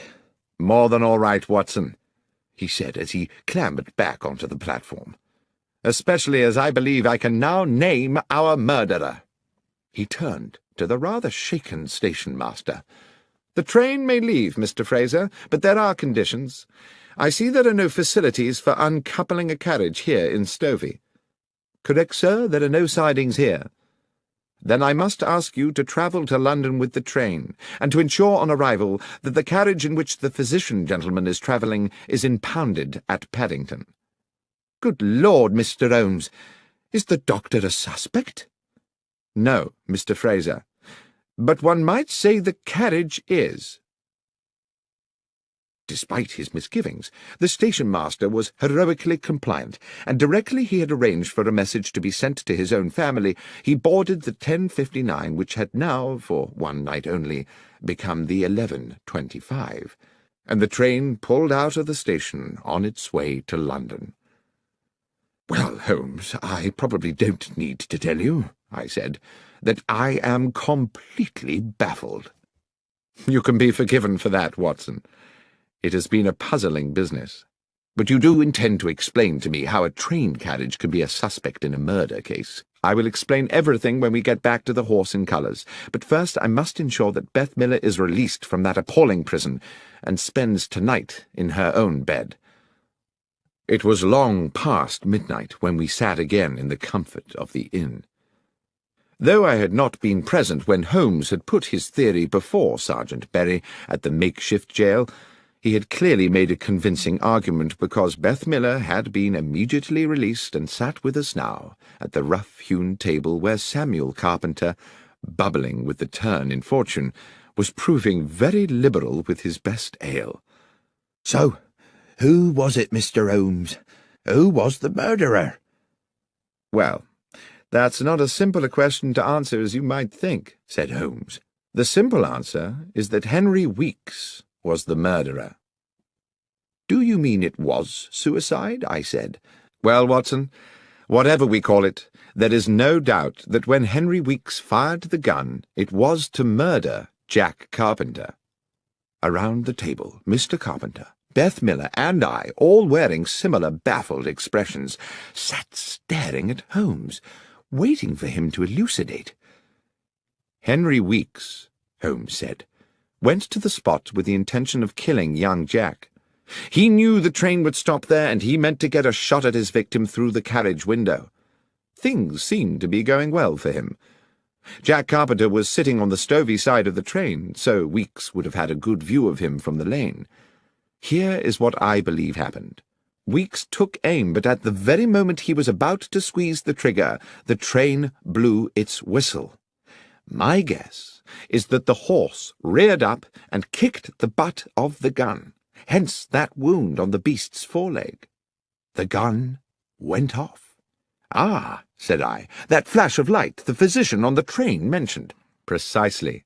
The sound of the shot was probably drowned by the noise of the train. The gun barrel now tilted down, its aim sent low. The bullet hit the wheel bogie of the carriage. The mark on the metalwork is what I was so keen to check this evening, and ricocheted back to strike Henry Weeks. So the train wheel was the killer, I said. As I say, one could impute the train or the bullet or even the horse as accessories, for all were material in the death. But the fact of the matter is that Henry Weeks, in a rather elegant example of poetic justice, inadvertently murdered himself. Holmes and I took the first train back to London the following morning, passing on our way out of Stovey Station the sight of Weeks's lonely death. "What put you on to it, Holmes?" I asked. "I suppose you could say, Watson, that human goodness put me on to it." "Not deduction, then?" "Samuel Carpenter, his son Jack, Beth Miller. Good people, Watson. We were, if my instinct about them was correct, distinctly short of homicidal candidates. Then you'll recollect the nature of Weeks's head wound. Clearly not suicide, as you noted yourself, because of the shallow nature of the wound. But was it a deep enough lesion to have been caused by a direct hit at close range? That set me wondering about whether the bullet might have rebounded. My examination of the train confirmed it. You're quite right about the wound. I dare say it didn't kill him outright. The poor man probably lay there for some while, bleeding to death in the cold." "Well," said Holmes, "perhaps that bleak hour may have given him time to reconsider the error of his ways."